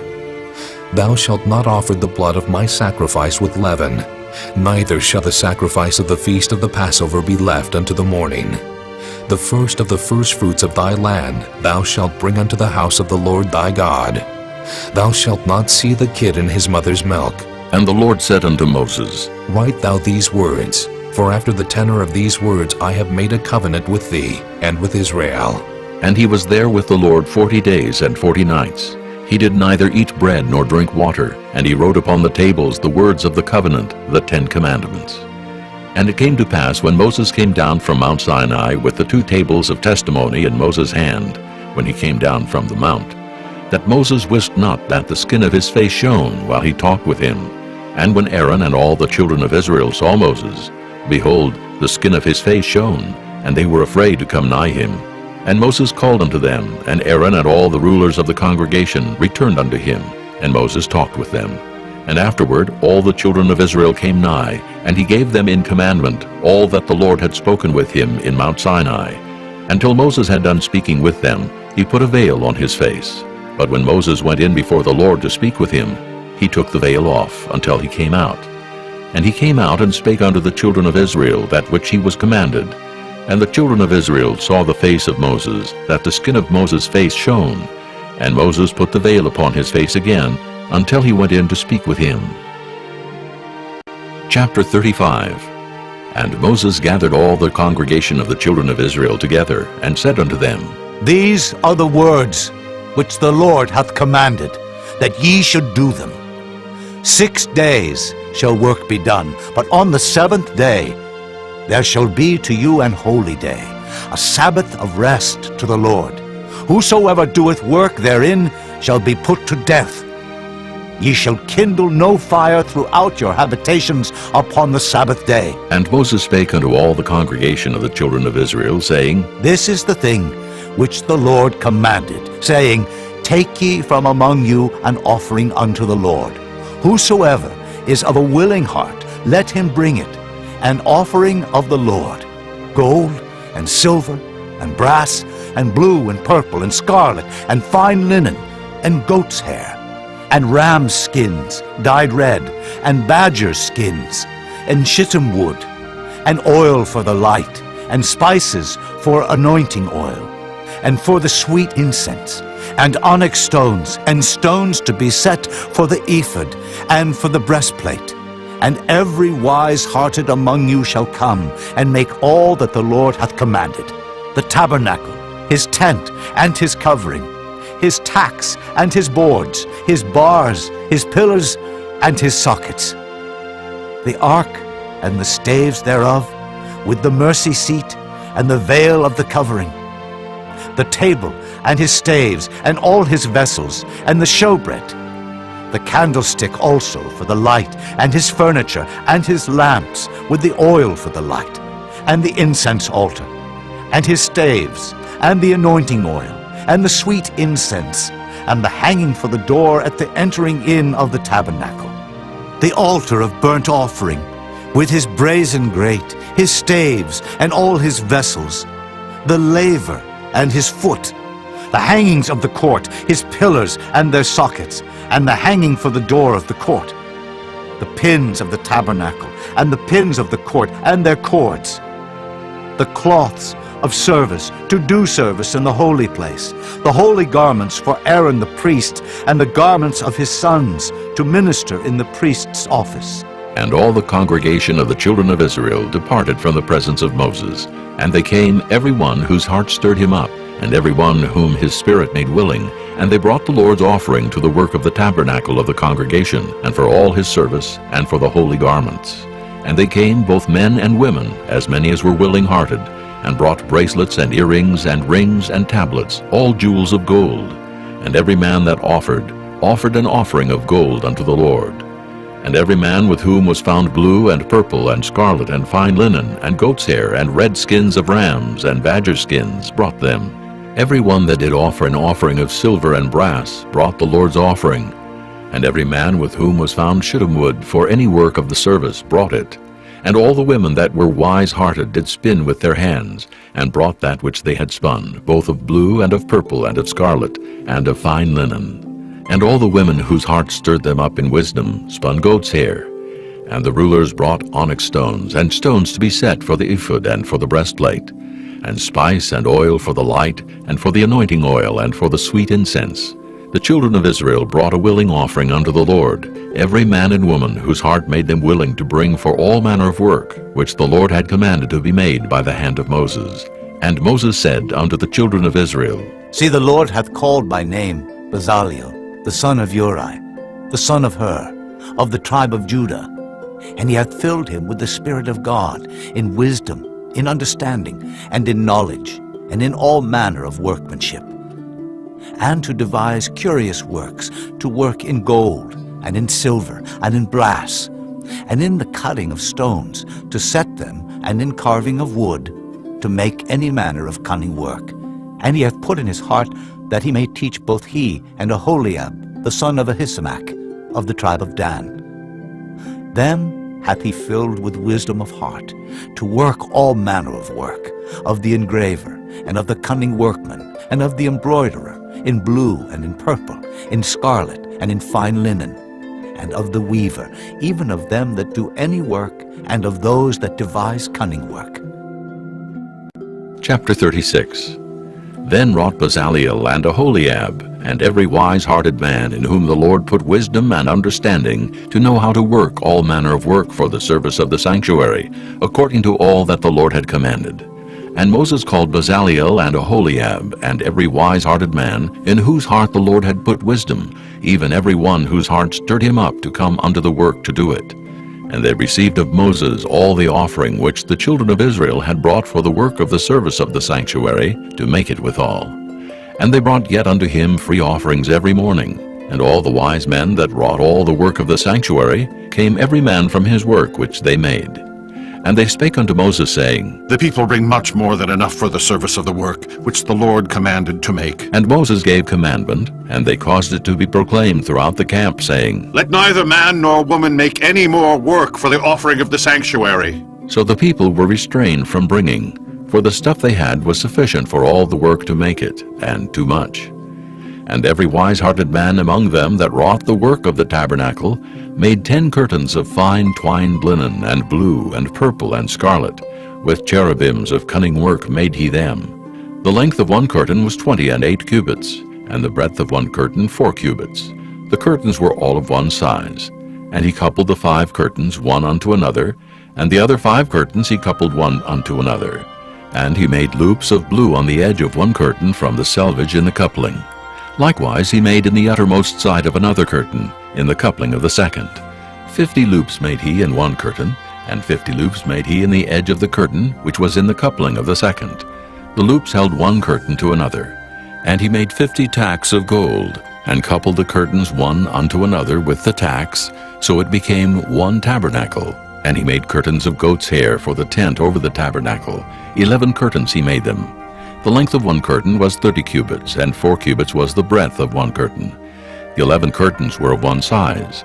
And he coupled 5 curtains by themselves, and 6 curtains by themselves. And he made 50 loops upon the uttermost edge of the curtain in the coupling. And 50 loops made he upon the edge of the curtain which coupleth the second. And he made 50 tacks of brass to couple the tent together, that it might be one. And he made a covering for the tent of ram skin dyed red, and a covering of badger skin above that. And he made boards for the tabernacle of shittim wood standing up. The length of a board was 10 cubits, and the breadth of a board was 1 cubit and a half. One board had 2 tenons, equally distant one from another. Thus did he make for all the boards of the tabernacle. And he made boards for the tabernacle, 20 boards for the south side southward. And 40 sockets of silver he made under the 20 boards, 2 sockets under one board for his 2 tenons, and 2 sockets under another board for his 2 tenons. And for the other side of the tabernacle, which is toward the north corner, he made 20 boards, and there 40 sockets of silver, 2 sockets under one board, and 2 sockets under another board. And for the sides of the tabernacle westward, he made 6 boards. And 2 boards made he for the corners of the tabernacle in the 2 sides. and they were coupled beneath and coupled together at the head thereof to one ring. Thus he did to both of them in both the corners. And there were 8 boards, and their sockets were 16 sockets of silver, under every board 2 sockets. And he made bars of shittim wood, 5 for the boards of the one side of the tabernacle, and 5 bars for the boards of the other side of the tabernacle, and 5 bars for the boards of the tabernacle for the sides westward. And he made the middle bar to shoot through the boards from the one end to the other. And he overlaid the boards with gold, and made their rings of gold to be places for the bars, and overlaid the bars with gold. And he made a veil of blue and purple and scarlet and fine twined linen. With cherubims made he it of cunning work. And he made thereunto 4 pillars of shittim wood, and overlaid them with gold. Their hooks were of gold. And he cast for them 4 sockets of silver. And he made an hanging for the tabernacle door of blue and purple and scarlet, and fine twined linen of needlework, and the 5 pillars of it with their hooks. And he overlaid their chapiters and their fillets with gold, but their 5 sockets were of brass. Chapter 37. And Bezaleel made the ark of shittim wood. 2 cubits and a half was the length of it, and 1 cubit and a half the breadth of it, and 1 cubit and a half the height of it. And he overlaid it with pure gold within and without, and made a crown of gold to it round about.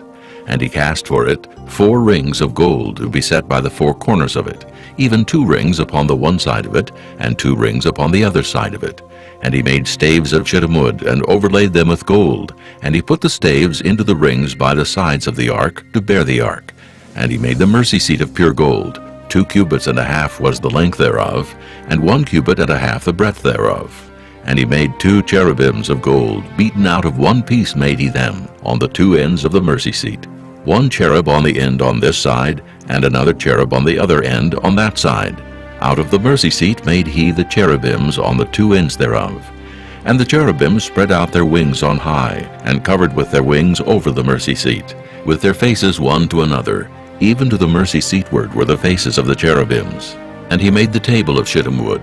2 cubits was the length thereof, and 1 cubit the breadth thereof, and 1 cubit and a half the height thereof. And he overlaid it with pure gold, and made thereunto a crown of gold round about.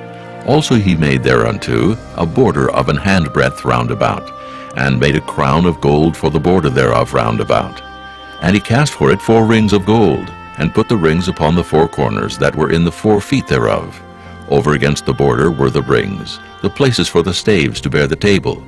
And he made the staves of shittim wood, and overlaid them with gold to bear the table. And he made the vessels which were upon the table, his dishes, and his spoons, and his bowls, and his covers to cover withal, of pure gold. And he made the candlestick of pure gold, of beaten work made he the candlestick.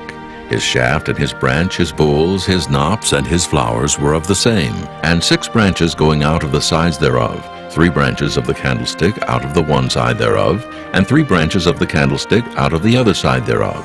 3 bowls made after the fashion of almonds in one branch, a knop and a flower, and 3 bowls made like almonds in another branch, a knop and a flower. So throughout the 6 branches going out of the candlestick. And in the candlestick were 4 bowls made like almonds, his knops and his flowers, and a knop under 2 branches of the same, and a knop under 2 branches of the same, and a knop under 2 branches of the same, according to the 6 branches going out of it. Their knops and their branches were of the same. All of it was one beaten work of pure gold. And he made his 7 lamps and his snuffers, and his snuff dishes of pure gold. Of a talent of pure gold made he it, and all the vessels thereof. And he made the incense altar of shittim wood. The length of it was 1 cubit, and the breadth of it 1 cubit. It was 4 square, and 2 cubits was the height of it. The horns thereof were of the same. And he overlaid it with pure gold, both the top of it, and the sides thereof round about, and the horns of it. Also he made unto it a crown of gold round about. And he made 2 rings of gold for it under the crown thereof, by the 2 corners of it upon the 2 sides thereof, to be places for the staves to bear it withal. And he made the staves of shittim wood, and overlaid them with gold. And he made the holy anointing oil, and the pure incense of sweet spices, according to the work of the apothecary. Chapter 38. And he made the altar of burnt offering of shittim wood. 5 cubits was the length thereof, and 5 cubits the breadth thereof. It was 4 square, and 3 cubits the height thereof. And he made the horns thereof on the 4 corners of it. The horns thereof were of the same, and he overlaid it with brass. And he made all the vessels of the altar, the pots, and the shovels, and the basins, and the flesh hooks, and the fire pans. All the vessels thereof made he of brass. And he made for the altar a brazen grate of network unto the compass thereof beneath unto the midst of it. And he cast 4 rings for the 4 ends of the grate of brass, to be places for the staves. And he made the staves of shittim wood, and overlaid them with brass. And he put the staves into the rings on the sides of the altar, to bear it withal. He made the altar hollow with boards. And he made the laver of brass, and the foot of it of brass, of the looking glasses of the women assembling, which assembled at the door of the tabernacle of the congregation.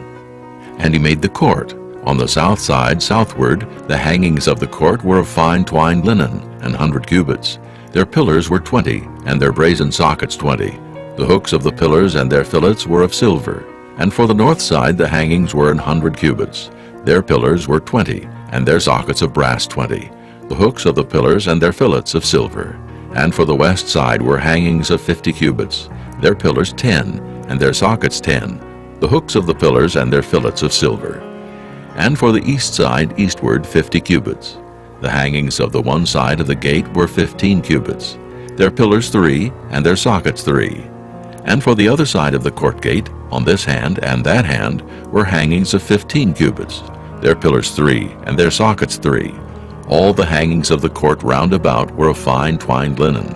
And the sockets for the pillars were of brass, the hooks of the pillars and their fillets of silver, and the overlaying of their chapiters of silver, and all the pillars of the court were filleted with silver.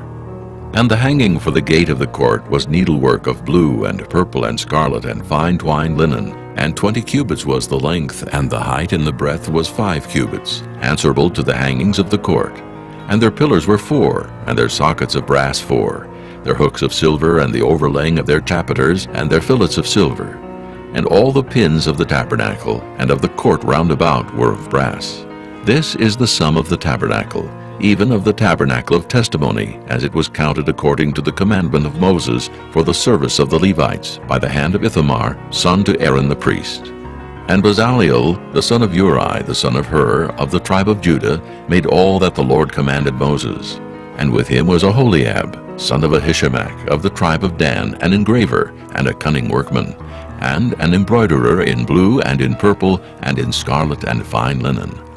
All the gold that was occupied for the work in all the work of the holy place, even the gold of the offering, was 29 talents, and 730 shekels, after the shekel of the sanctuary.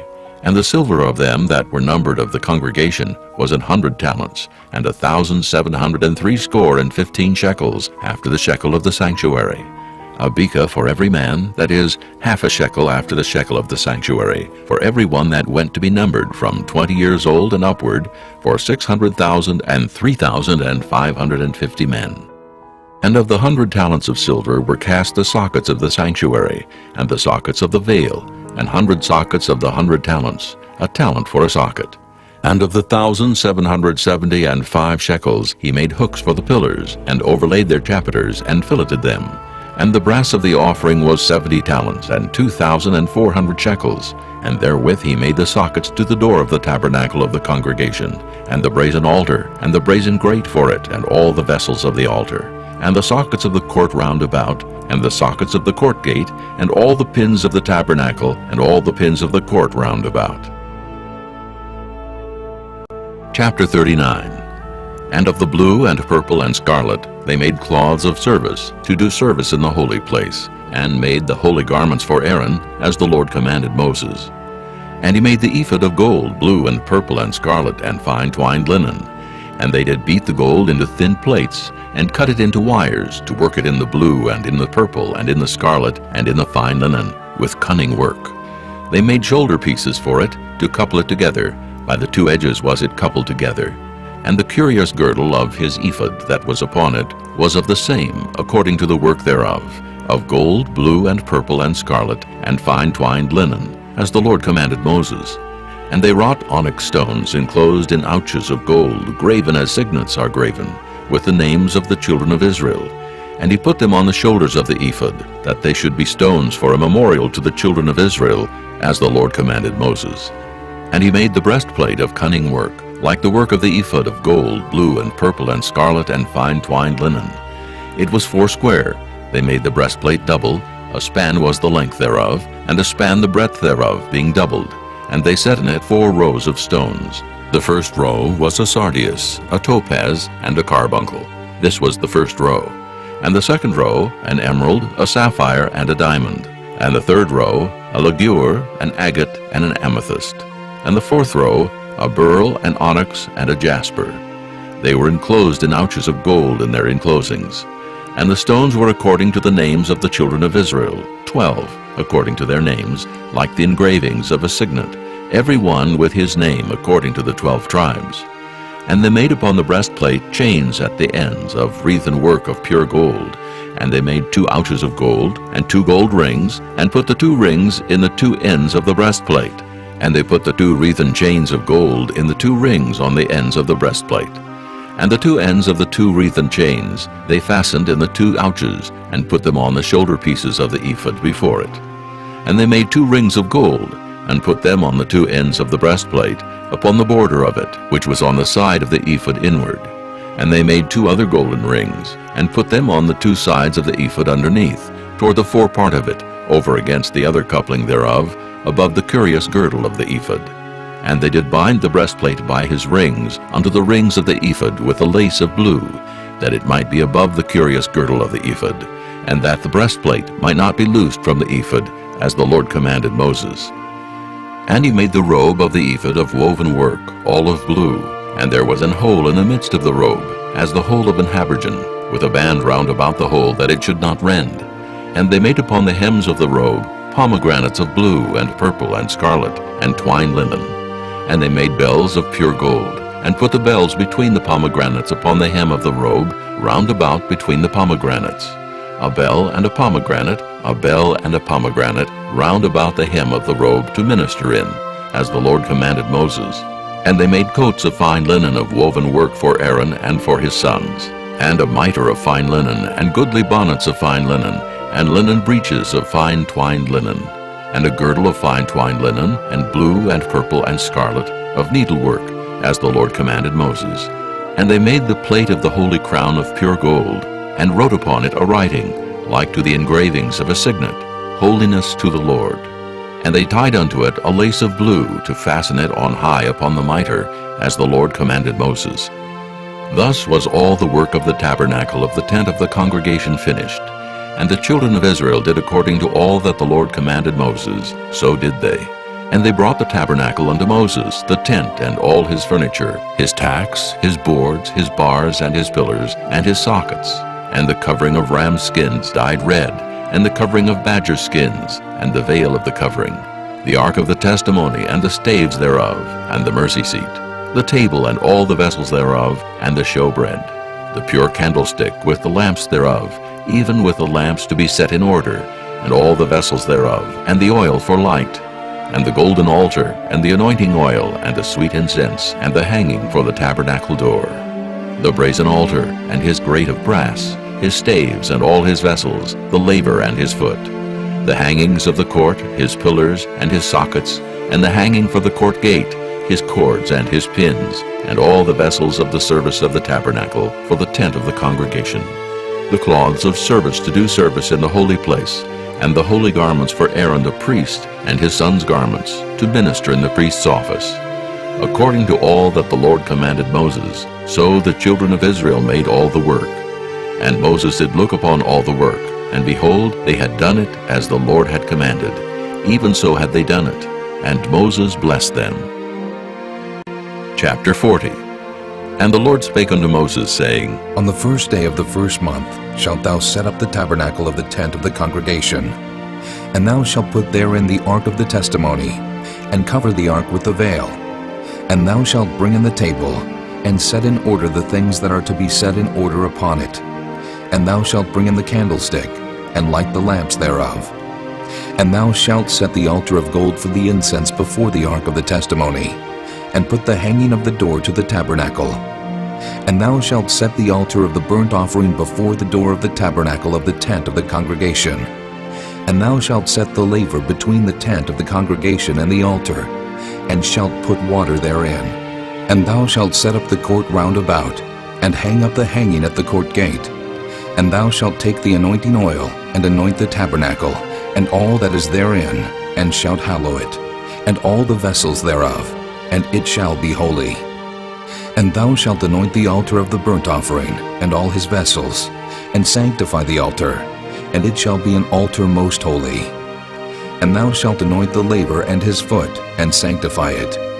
And thou shalt bring Aaron and his sons unto the door of the tabernacle of the congregation, and wash them with water. And thou shalt put upon Aaron the holy garments, and anoint him, and sanctify him, that he may minister unto me in the priest's office. And thou shalt bring his sons, and clothe them with coats. And thou shalt anoint them, as thou didst anoint their father, that they may minister unto me in the priest's office. For their anointing shall surely be an everlasting priesthood throughout their generations. Thus did Moses, according to all that the Lord commanded him, so did he. And it came to pass in the 1st month, in the 2nd year, on the 1st day of the month, that the tabernacle was reared up. And Moses reared up the tabernacle, and fastened his sockets, and set up the boards thereof, and put in the bars thereof, and reared up his pillars. And he spread abroad the tent over the tabernacle, and put the covering of the tent above upon it, as the Lord commanded Moses. And he took and put the testimony into the ark, and set the staves on the ark, and put the mercy seat above upon the ark. And he brought the ark into the tabernacle, and set up the veil of the covering, and covered the ark of the testimony as the Lord commanded Moses. And he put the table in the tent of the congregation, upon the side of the tabernacle northward, without the veil. And he set the bread in order upon it before the Lord, as the Lord had commanded Moses. And he put the candlestick in the tent of the congregation, over against the table, on the side of the tabernacle southward. And he lighted the lamps before the Lord, as the Lord commanded Moses. And he put the golden altar in the tent of the congregation before the veil, and he burnt sweet incense thereon, as the Lord commanded Moses. And he set up the hanging at the door of the tabernacle, and he put the altar of burnt offering by the door of the tabernacle of the tent of the congregation, and offered upon it the burnt offering and the meat offering, as the Lord commanded Moses. And he set the laver between the tent of the congregation and the altar, and put water there to wash withal. And Moses and Aaron and his sons washed their hands and their feet thereat. When they went into the tent of the congregation, and when they came near unto the altar, they washed as the Lord commanded Moses. And he reared up the court round about the tabernacle and the altar, and set up the hanging of the court gate. So Moses finished the work. Then a cloud covered the tent of the congregation, and the glory of the Lord filled the tabernacle. And Moses was not able to enter into the tent of the congregation, because the cloud abode thereon, and the glory of the Lord filled the tabernacle. And when the cloud was taken up from over the tabernacle, the children of Israel went onward in all their journeys. But if the cloud were not taken up, then they journeyed not till the day that it was taken up. For the cloud of the Lord was upon the tabernacle by day, and fire was on it by night, in the sight of all the house of Israel throughout all their journeys.